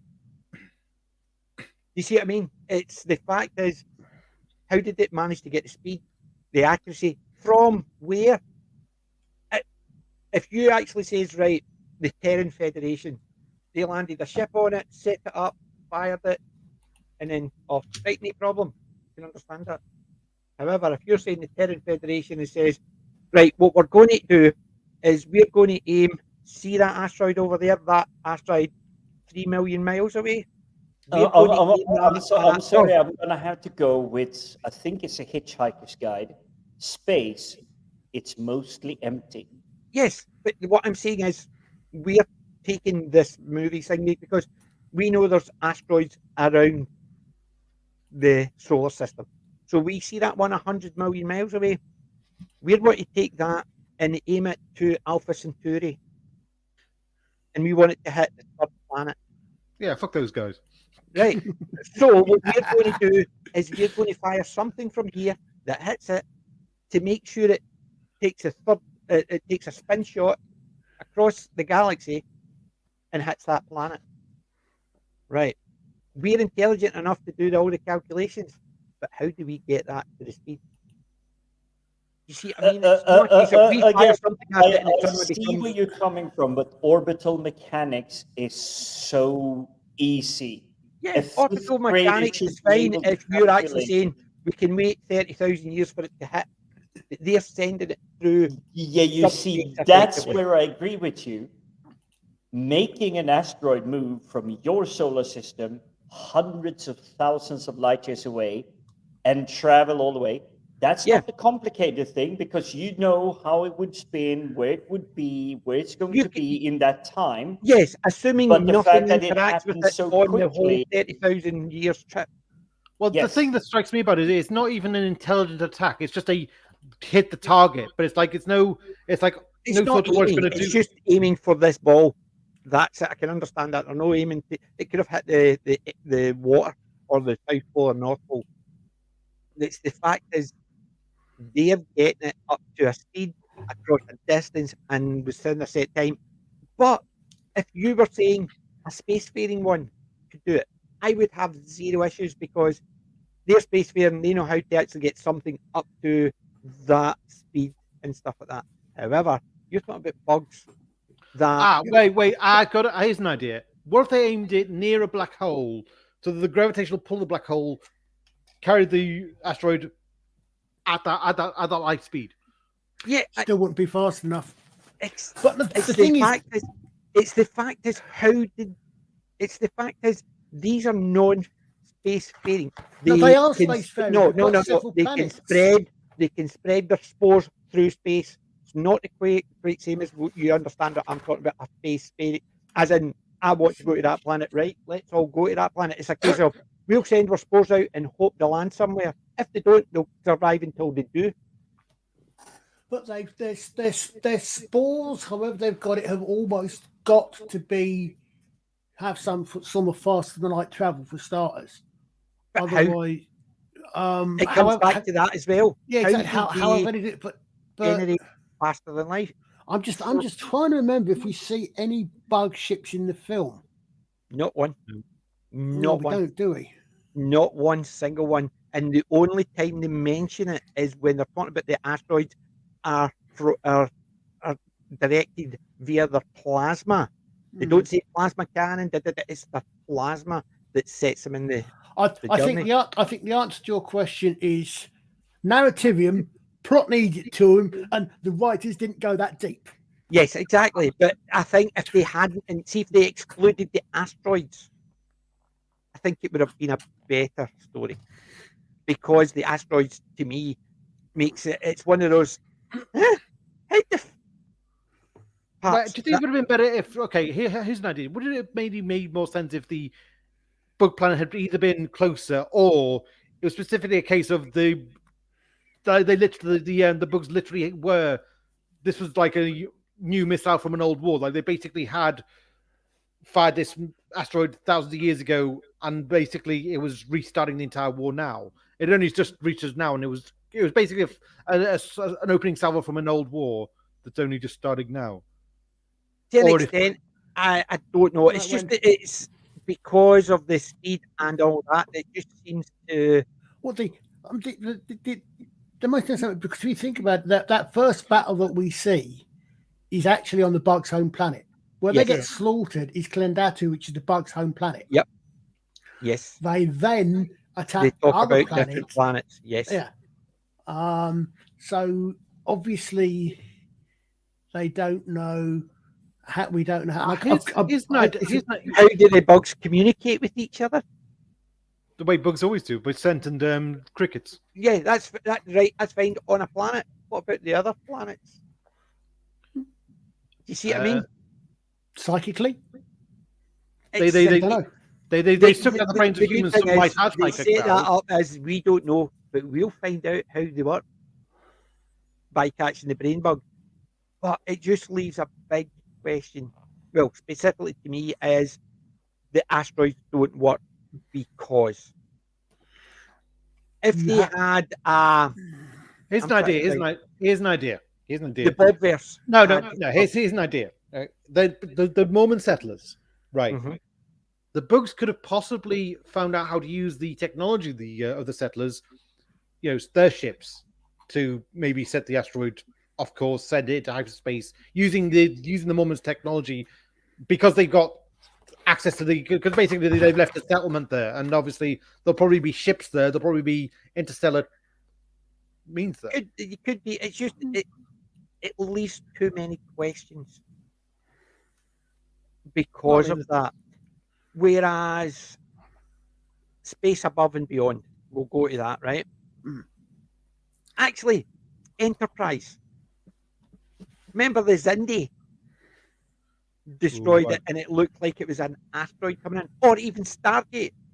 The Gould sent an asteroid straight for Earth, and they used the thing to make it pass through Earth, the hyperdrive. But it made The it. They wanted to Expanse. make it. Right. Actually, I wanted to ask a question. Are Colin and actually, you've all read the books, I take it. Right. What is the purpose of the bugs attack? And when they actually, because it's deliberately targeted at Earth, but what's the point? Because all it seems to do is inflame a war that the bugs can't win. we don't necessarily know, because it's made a fact that Johnny, they're in a state of peace when Johnny joins up. Yep. During the training, some things happen that he doesn't know about.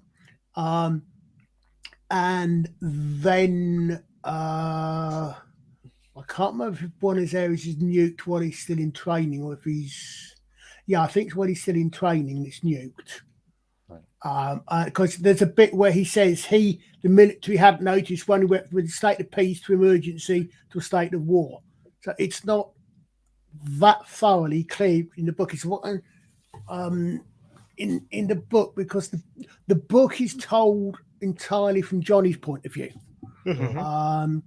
So you only see that, and it's specifically told from the point of view of the grunt becoming the officer.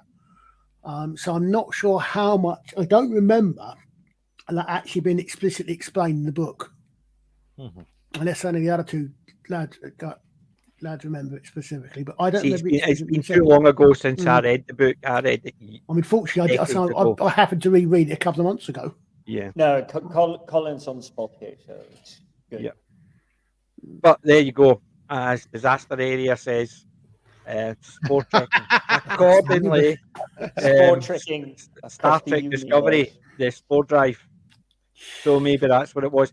It's just one of those things. It's a wee nitpick, and I love this movie. I absolutely love it. I think the thing is, pick up wee things like that, and then I know it's easier just to ignore it. However, when you actually do a deep dive into it, it makes it's like watching the Tomorrow War.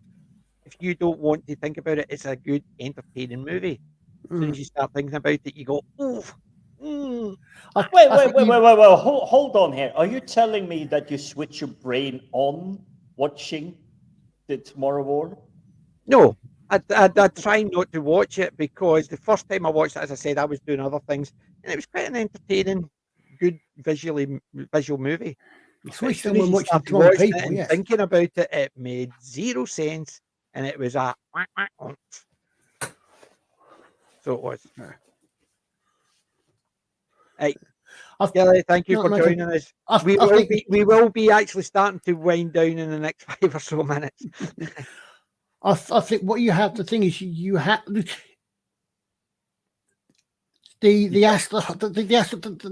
film makes a lot more sense if you can have the bugs as a spacefaring, Yes. as an advanced spacefaring technology. Yes. I mean, I'd be tempted to say more than anything else, Tyranids. No. In Yes, the some Tyranids ways. work because 40k. However, the Farscape. What were the Sorry, I lost you for a second there. Farscape? Oh yeah. What was the not the bugs, but the world ship? It Moya. was the what? Oh God, what were they called? Farscape. Remember? Was it Andromeda? It wasn't Farscape. It was Andromeda. Yeah. It's the Andromedas and Ravs. yeah, It was Ravs. Yes. It was the Reverend Rav. Remember, Yeah. his people were the cannibals. They basically they were just effectively killing machines. They would catch you. They would lace their eggs in you. They weren't seen as a spacefaring one, but their world basically travelled, and as it hit something else, it just destroyed it. But it was actually they were the ones in charge. It was other things that were actually guiding them. They were using them as shock troops. So basically, putting as much of these beasts on a planet and aiming it into popularized area, and if it hits and it just destroys everything, and they attack, and so they don't use ships, but it's similar to that. Whereas initially in Andromeda, they were talking about the world ship, and they're saying, how could they build that? They could build the hive, so they could understand them hollowing out the Earth or the planet. But how did they manage to actually make it into a ship? And then it was a case of you had this external force, which was the thing that was guiding it. It's that type of thing. Whereas in this, it's you could actually have something like that. It's just one of those. It was just a nitpick, and it is one of the nitpicks that my dozy head actually won't stop actually picking on. Yeah, so if you can accept that the bugs are an advanced civilization, that they are in fact, for starters, humanity is making a mistake in calling them bugs because they look similar to Earth insects, but they're not. Well, they've got an intelligent. Well, basically, the core of the bugs is like an intelligent stealth, and they've got the followers just obey him and everything. Like it's the whole thing of it's like you got the perfect mix of the servile grunts who will just be incredibly productive because they don't question orders, and you got the intelligence at the heart of it that just has all the human knowledge absorbed from others. Yeah, I can understand that aspect of it. It's just it's not a major point on this movie that thing. It's just when I think about it, it goes nuts, and I can't stop myself. But going crazy. Would you like to know more? The thing is, like the film is. I mean, the first time I saw it, because I went to see it with a friend. It was a friend who was a bit of a Trekkie who brought me to see it, and if he hadn't done it, I probably would never watch the film. But it was because I remember it was at the cinema. I was 16 at the time. It got a 15 at the cinema, and it got upgraded to an 18 when it came out on video. Because I think like a lot of people came back and like, wait a minute, that can't be. That had a lot of nudity in it. I want it in video. Well, the thing is, like, I was watching it from a Star Trek perspective, even though it's a very, very anti-Trek film, if you like. Yes. And the thing is, of course, with Star Trek, it's all you've got the Federation. They study, they understand everything. Whereas with this, it's a point of view, like it's mostly from Rico's point of view. And it's like him understanding the world as it's presented through the propaganda and through the war experience. So they go to war thinking they're going to win, and it's basically only after they realize the people in charge made a mistake. So it's like you're still kind of learning about this world. You're just dropped into this world, really. You're not kind of given much back. You're given like a little bits of backstory, but like it's just accepted the bugs are a threat, that they're an attack, and that So basically, if it was Star Trek, you would see the people making the big decisions of who goes to, how do we tackle this enemy? And they'd usually have the right idea. Whereas here, it's just that you're on the front lines, and the people upstairs, up the top, are making bad decisions, and you get kind of dropped in the middle of suffering them. Yeah, and they're making bad decisions based on bad intelligence. Yes. So that was kind of, Yeah, I actually think you're right. It actually shows it very well. So saying that, right, we're going to go around, give it a score out of 10, the best, your favourite part about it, and excluding the bugs firing the thing, we will take that out, what you thought there was something annoyed you about it. Because I think it's a great movie, even though I had a good rant there about it. So, who wants to go first? I don't know if it's a favorite film, so I'd probably vote it 7 or 8 out of 10. But it's it does reward rewatches. Once you watch it, like you're in there, because it is a very overkill film. So you're engaged in the in the battle, and basically you once you're in it kind of thing. My favorite bits, there's some very poignant bits that stick in my mind that from the first time I saw it. Like the bit that mainly sticks in my mind is when Rico and Carmen say goodbye, and there's that scene where she's in the shuttle and the parting, and then suddenly the shuttle takes off a hyper speed, and so suddenly she's just within a second, like she's gone. And there's that. It's kind of those kind of slightly romantic bit, but it's like with the futuristic edge of reminding you're in this future time where everyone just goes their separate ways. Light years distance. I remember being really kind of behind Rico, and it's partly because, in a way, it's his parents who, by being anti-fascist, kind of come off as the fascists in there because they're saying we're not going to let you make that decision. It's like, well, we're going to cut you off if you decide to do that. Yes. Yeah, and but there's that poignant thing of when he calls them back, and like they're saying, well, we're happy to have you back, and then of course, then there's the disaster. Do you have any other favorite bits? Michael Ironside is still, I think, a good one. Like he steals the he steals most of his scenes he's in. I do remember there was a cutting from the time, because I remember there was sci-fi mag, because I was reading some of the sci-fi mags, and someone wrote in saying, "What is it with Paul Verhoeven and his vendetta against Michael Ironside?" Like in Total Recall. Yeah, basically takes his arms off, but he's not satisfied with that, and he returns, casts him in Starship Troopers, and takes his legs. Takes his hand and his legs. Yeah. Do I have a least favorite bit? I don't know. I think I don't have a least favorite bit really. I suppose I would probably have preferred a more conclusive conclusion, because I think they'll fight and they'll win. There was a little bit of an on the nose final ending, but it wasn't quite a cathartic ending. I don't know. Was the point maybe more saying that look, they're not going to win really? As the war, the fights like that never actually end, because when you've got a government like that, they'll find another reason to extend it.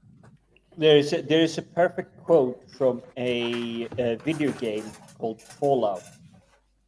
War never changes. Yeah.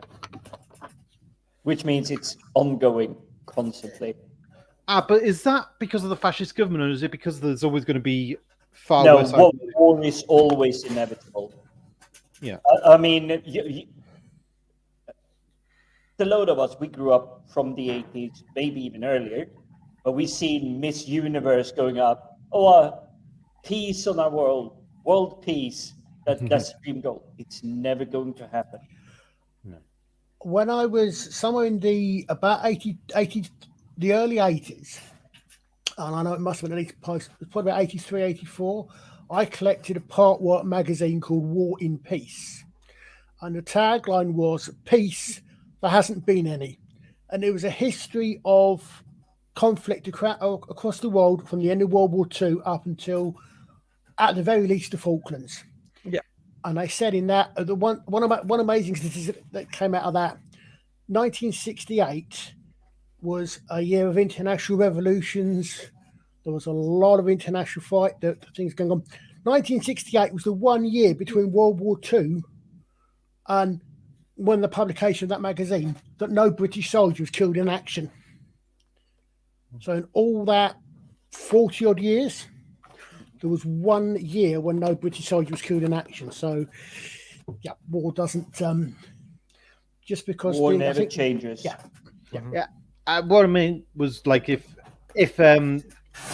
this, like, because I mean, it does seem like I said, I'm not entirely sure about where the critique of fascism comes into this, because it does seem to be saying that if we're facing this enemy, that's the system we're going to need to fight them. But maybe without the arrogance of fascism, where it's like, well, look, we're not just dealing with mindless bugs. We need to understand the enemy rather than just see them as, we can't just have this superior air about ourselves, if you know what I mean. But that was the only takeaway I got. Where otherwise, it was saying, well, look, the militaristic society, that's what it takes to fight the bugs. Well, unlike the Forever War, Starship Troopers doesn't end. The war doesn't end. And I think it's because of the fascist side of it, is it's never going to end, because even if they defeated the bugs, something else will come up. Well, something else will come up, but the fascism here, you have to remember, it would just be the flavor. The government of the earth could have been communism, capitalism, democracy, autocracy, feudalism, any of these. It would all unite under the single fact that is someone else is coming after us.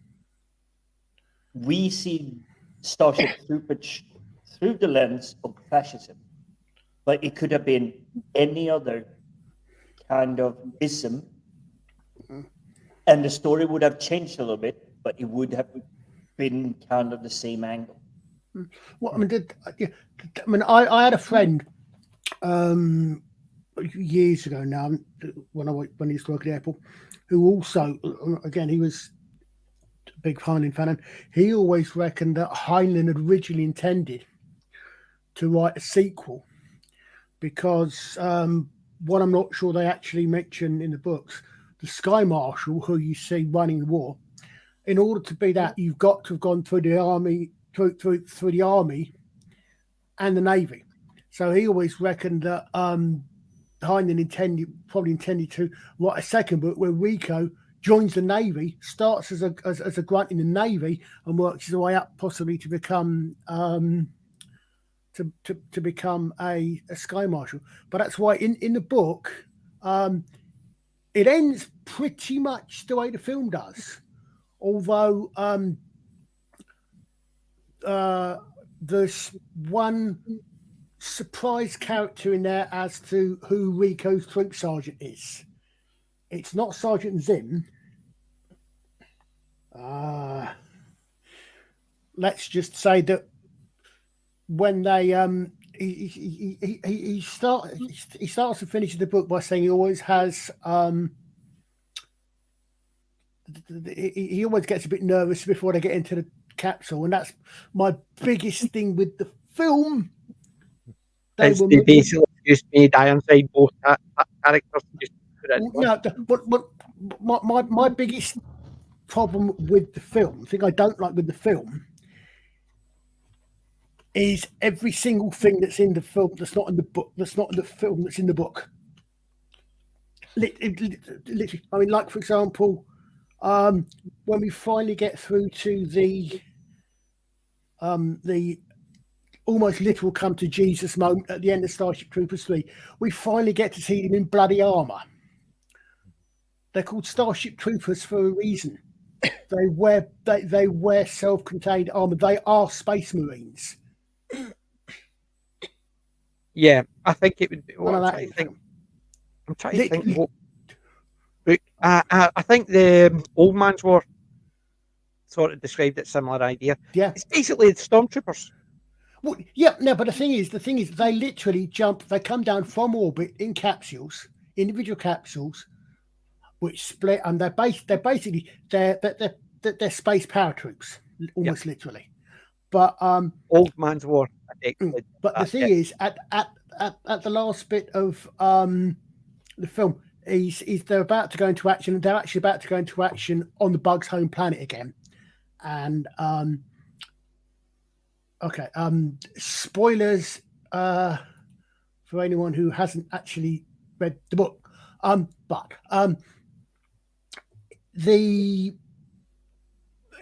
they're about to go in. Pretty much the last word, I think, is his troop sergeant, and his troop sergeant says, "So don't worry, son."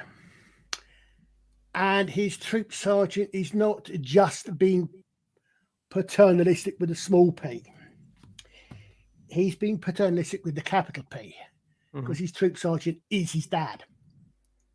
And his father's actually come round and actually joined up, which is a loop, and that's another little loop around there that you miss in the film, that I miss out in the film. Yeah. My favourite part of the film, actually, I always laugh. I'm never sure if you're supposed to laugh or not. There's a bit in there where they're doing corporal punishment. And the book has got some fantastic things to say about things like corporal punishment and punishment in general. But where he's being whipped and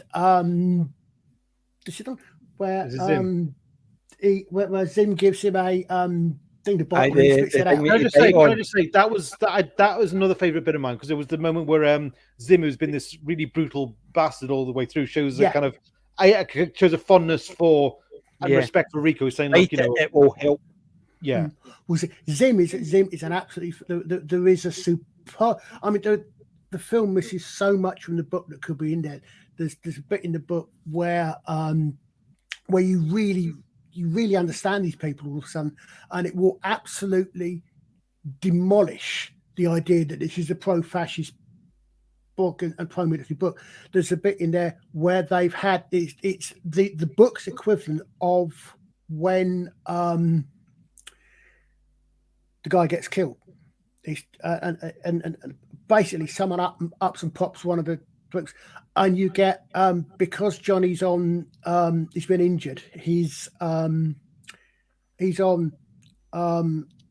what's the word? Not admin duty. He's been put. He's on duty in the command company. Desk duty. Yeah, in the company commander's office, and he hears the discussion that goes on between Zim and the company commander about the fact that they're going to have to give this. They're going to have to give another character, not Johnny, having whipped and discharged from the service, and the conversation that goes on between Zim and the company commander. When Johnny hears this, it completely turns his mind. That is what turns him around, because that's when he finds out what the service is actually about. And again, that's something they don't have in the book, in the film, and film misses. See, I think when they cut it down, because they try and actually distill the story, they'll lose a lot from the story. They always have. Can I just say, there's two more points I think I've got to nitpick on, because like you said, positive and negative is two negatives for me. One is, you're going to hate me for this, but a lot of the gore and the blood, like, yeah, that's what makes the film. But I do think there comes a point where occasionally you want a clean death to contrast against the nasty ones. And it just feels like after a while it just becomes a bit excessive. And two is after Daisy's death and the funeral, and Rico finds out that that his old friend actually ordered them to go into the book, knowing there was the brain bug there. I think Rico's a bit too quick to be forgiving of him, knowing that basically Daisy would be alive if he hadn't done that. You know? And I thought that. Yeah, and I think it is. It's almost a case of, I'll forgive you because you're my friend. So was she. Yeah. And you got her killed. It's almost, it was too quick. I mean, that would have probably left me very, very. If I was Rico, I'd leave very, very disillusioned with the military, because you do get. See, I think it would have been a better one if he basically says, "If it wasn't you, I have to make those decisions," and it would have been better if he just went and then just turned around and walked away, as in, "You were my friend." That type of thing, I will not put up with, because it's us you're sending to die. I think it would have been a better bit, but however, it's typical, as in these three friends who'll do anything together. Even the fight with Carmen, she got that thing through her, but her shoulder was okay to fire the gun, and wee silly things like that. It's almost a case of there was a couple of bits, but anyway, I'll get to that in a minute. Colin, what was your score out of 10? Sorry, 8, I think, probably. another 8. Not Yeah. bad. All right. So, Jim, I say, your score, your favourite, and your least favourite, or something. All right, let's begin. This is a 10 out of 10 because it's a fantastic Frankenstein miscreation of the material it's basing itself off of. oh, definitely. My least favorite part is sadly Carmen. I know she's meant to be pivotal, like a crucial, what's it called, pivot point for Rico in the film.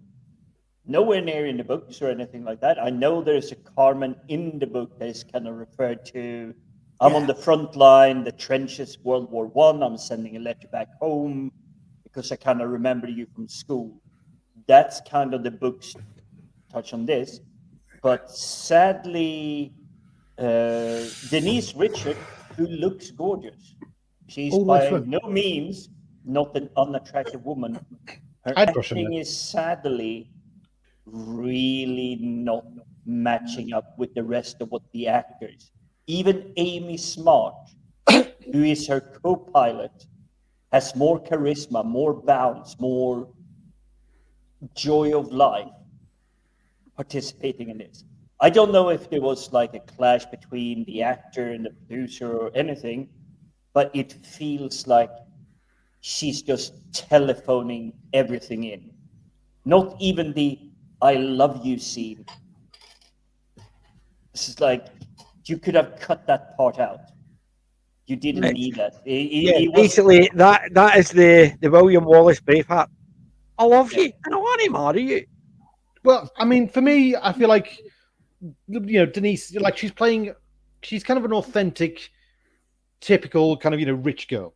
So in a way, like even if you dislike her, she adds to the experience of that being a real high school environment. It's more the acting, I know. that I dislike. I like the character, but the acting is so far below the rest of everybody else. Yeah. I understand that. Do you feel like maybe it was a mistake to have put her in the combat situation at the end? And maybe if she'd just been one of the flyers, then maybe her performance wouldn't be a problem? No, actually, I think, this again, it's the acting performance, and I don't know what happened behind the scene. I think she comes more to life when she crashes into the bug cave. Yeah. As a likable character. You actually want her to be saved or be able to get out of this situation. Yeah. But even so, even though that brings it to life, you're now at the last 15 minutes of the film. All the stuff before was so not there compared to everybody else. That man walking, that Oscar-worthy performance. The one bit I thought she did, another bit I thought she performed quite well was the bit where she vomits at all the dissection. That's like you get a good character build-up, but that's literally only like a blip on an EKG. So it's literally flatline, and then there's that scene. Okay, you get something to connect to her, and it's like, beep, but it's back to flatline. Yeah, her training you go with that. Flight school, all of that. She's supposed to be so passionate about flying, but she didn't. All I'm getting is like an advert girl just smiling. Hey, would you like to buy toothpaste? Yeah. See, for me, go ahead. Sorry. for me, the only one I would say similar to that, which I found it surprising, is Neil Patrick Harris. He normally throws himself in, but I don't know if it was the character he was meant to play. He just played it so straight-faced, so stoic. It just didn't seem Carl to House. work. I think it agree. worked. He's live in the beginning when he's testing Rico with the car test and everything, but he's literally Yeah. flatlining out Yeah. at And I the think end of it.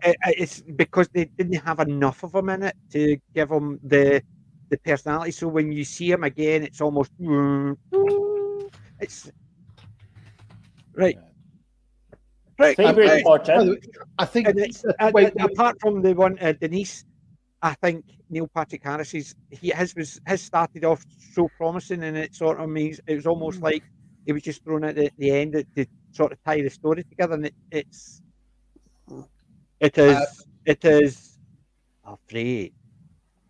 That was literally like. That's what I mean. Like So flat when you were line. saying that about Denise Richards, I thought Neil Patrick Harris, considering some of the stuff he's done, is freaking actually amazing. Dr. Horribles is one of my favourite musical things, and it is absolutely hilarious. However, for me, this is one of my top 5. I love wait, this. but before we do that, Jim, you didn't get to give your favorite bit. Favorite scene is, I guess, we're the old guys now. At Yeah. the very Yes. end, when Yeah. the new When he's recruit seeing steps all the in, kids. and you realize that the actors playing Johnny Rico Ace, they're about 24, 5 25. weeks older than the guy staring them in the face. Yeah. But the makeup is so well done. You follow them along a really great journey. And they're looking at these guys, and you can see how they've literally been prettied up. So they look so young, so fresh. They literally look like the 10-year-old kids standing in front of them. It's like, these are the guys that are going to do what we just did. Are you kidding me? Yeah, That is my favorite. That's a good one. And I did like the one thing I think that they did that they couldn't do in the book was the adverts, and that I think is where the film was shot. I think you're right. Exactly. It's a very The Robocop thing. popping up. I thought it actually played it quite well, because they were trying to show that aspect of the fascist thing about all the propaganda and how everything's rosy. Yeah, I mean, I think you're right there. Because this is one of my top 5, I love this movie. I could watch this over and over again without hesitation. Even though I can nitpick about certain things, I just enjoy it because it's so entertaining. I definitely would give this a 10 out of 10. Definitely. I am aware of the difference between the movie. However, I think the way they've done this movie, the propaganda in the movie is done better than the propaganda of the movie. Because the movie was meant to be anti-military. Not necessarily anti-fascist, but anti-military, trying basically to show people how a military machine just grinds you up and throws you out. It was very anti-military. Well, I mean, It didn't work like that. But it shows the military is a necessity if you're going to have an enemy. Yes, but that's the problem. I think the movie was meant to be. That's why you got the blood and guts. You had a lot of it all over the place, because it was meant to show the military machine as a meat grinder. But they did it the wrong way. They basically made an entertainment movie that it just didn't work as showing how the military, you needed the military because of the hugs. So I think what they were trying to do, they did it incorrectly. Whereas the propaganda in the movie was done so bloody well. It was amazing. It might have helped.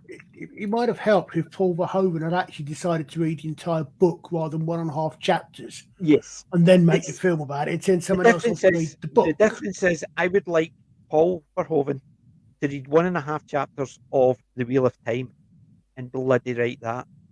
Because he wrote an entertaining, even though it's different, he wrote an entertaining based on that 1.5 chapters. So you mean if Paul Verhoeven did the Wheel of Time, he would have read a 1.5 chapters. The One first and a half part of it. chapter more than any of the producers. Yes, of Wheel of but the Time. fact is, he would have read it and got the whole, he would have made an entertaining thing Mm. based on that 1.5 chapters. Because I- look what he did with this. It's not the book, but it's entertaining. Much as that I do like the film. It's a really good science fiction. I would really love to see done by someone who can actually do it with current day technology, but not current day attitudes. A mini series Yes, of the book. it would be same nice. I Actually, think that's taking a bit of both of them and still taking the things like the advertisements and PJ, stuff like that. Would you like PJ, to see this?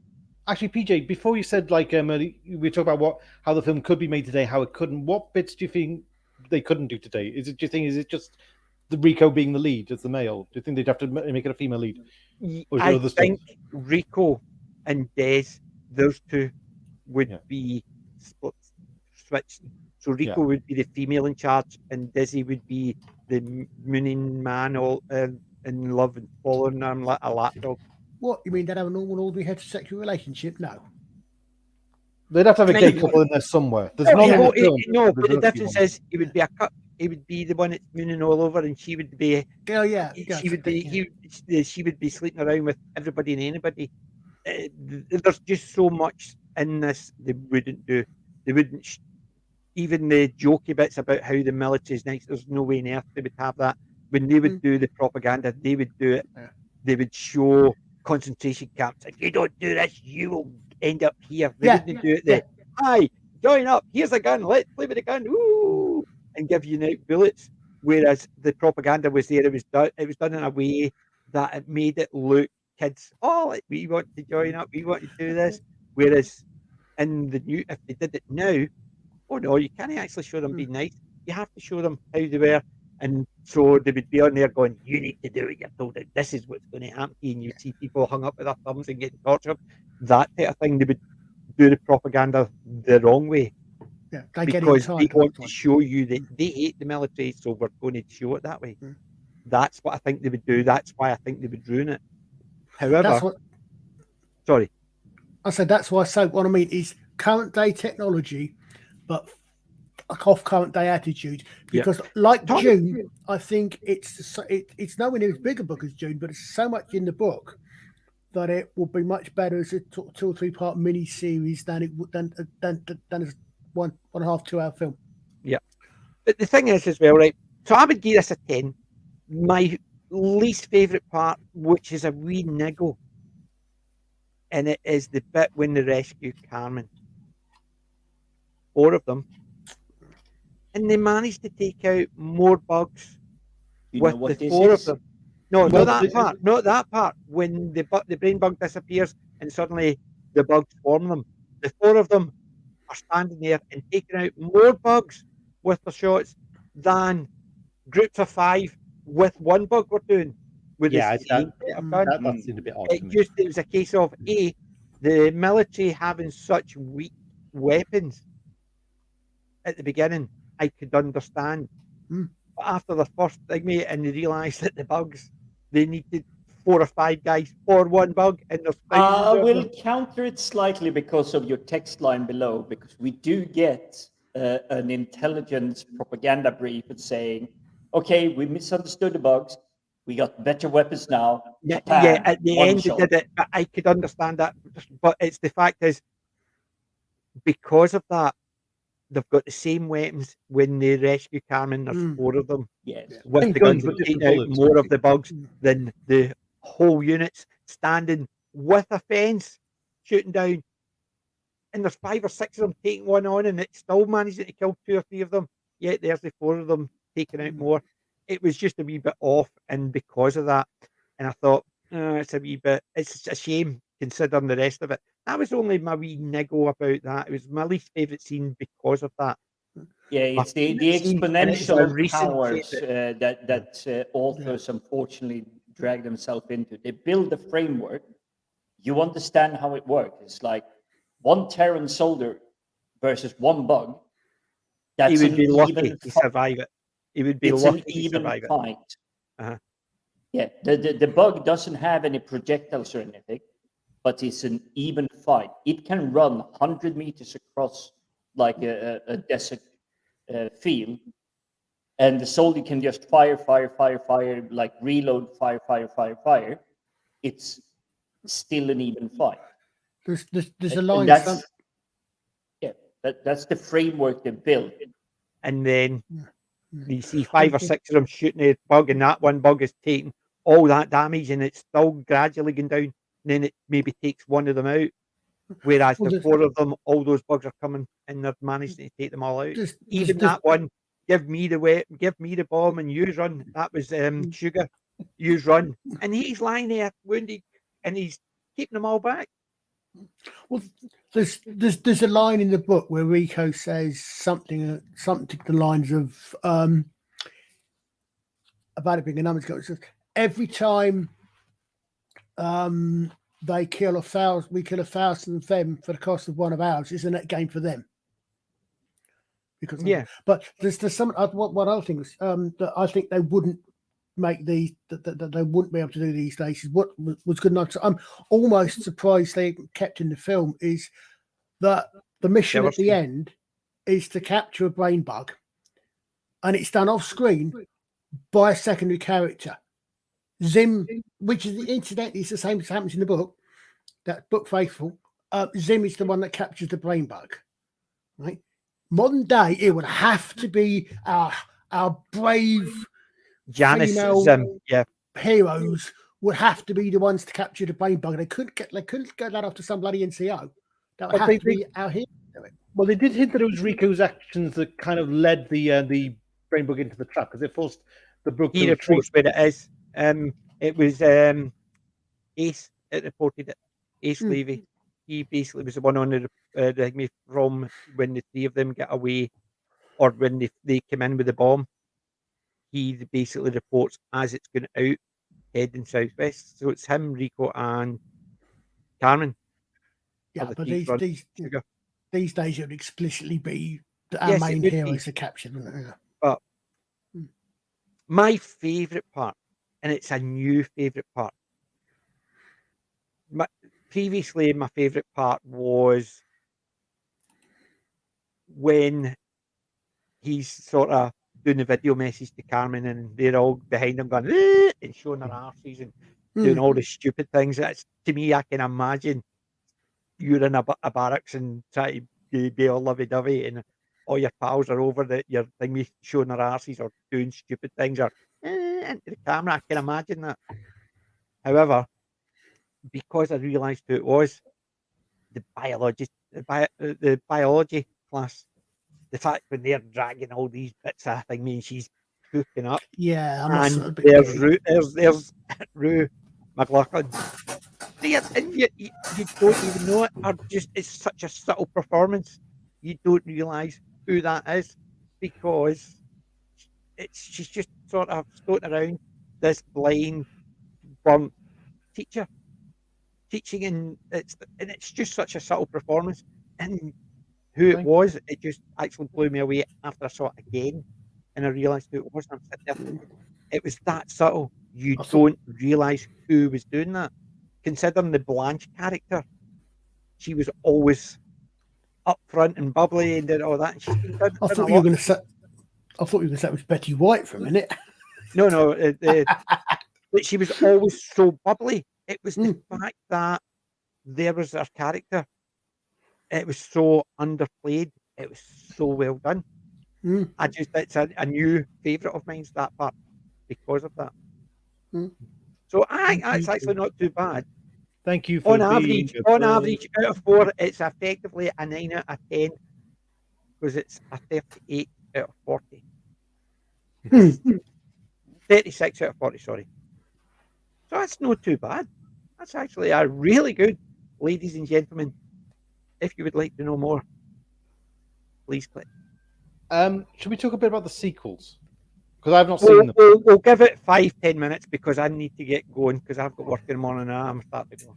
Right, okay. Oh, just this question. Are the sequels worth bothering with, or is it better to just treat Starship Troopers as just a one-off? They're not as good. They're not good, but they are entertaining. The third one is better than the second one, however. Yes. The second there one is a TV series spin-off as well. It's called Roughnecks. It's about 10 episodes. It's animated. 8 episodes. So there is, but there's also a CGI one called Roughnecks is the Starship series, and that's 44 episodes. There's a CGI one, which there only seem to be 8 episodes I can find. I think that's the animated one rather than the CGI one. No, that is the CGI one. Is it? So I thought that was the there is a Japanese anime, which but I think there is also another series. I think there may be 2 TV series of it or something. Because one is about 4 2 ones. With the films, you can probably safely not bother with the second movie, although there are a couple of bits in that which I think there's a couple of scenes in the second movie which the second really film is a lot more claustrophobic. They're Yeah. stuck on a single base. It's think of it as Aliens, as in the second film in the Aliens universe, where they're stuck on a base and the attacks are always coming. It's still entertaining, but just nowhere near as entertaining as the first one. It has none of the fascism, it has none of the culture. It's basically just them fighting bugs. Yeah. The The third third one has got a bit more. Rico's back. We finally get to see combat armor, and we get that bloody. And most importantly, we get to see Jolene Blaylock half naked a lot of the time, which is definitely a plus. But we get to see but that horrible quasi-religious storyline. Really. But Rico's back for that one. The animated ones, though, I would say, give or take.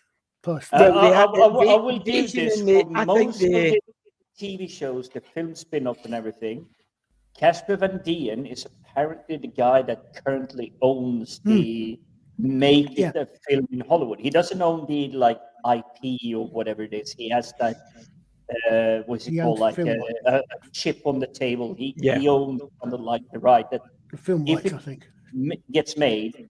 I say so, and I will say the efforts put in to try and build the universe overall is actually fairly well, considering where the book material is coming from. Yeah. And as for the 2 movies, the 2 animated ones, same again, they're entertaining. Not as good as the first or the third one, but I think Traitors of Mars, when Dizzy is back. So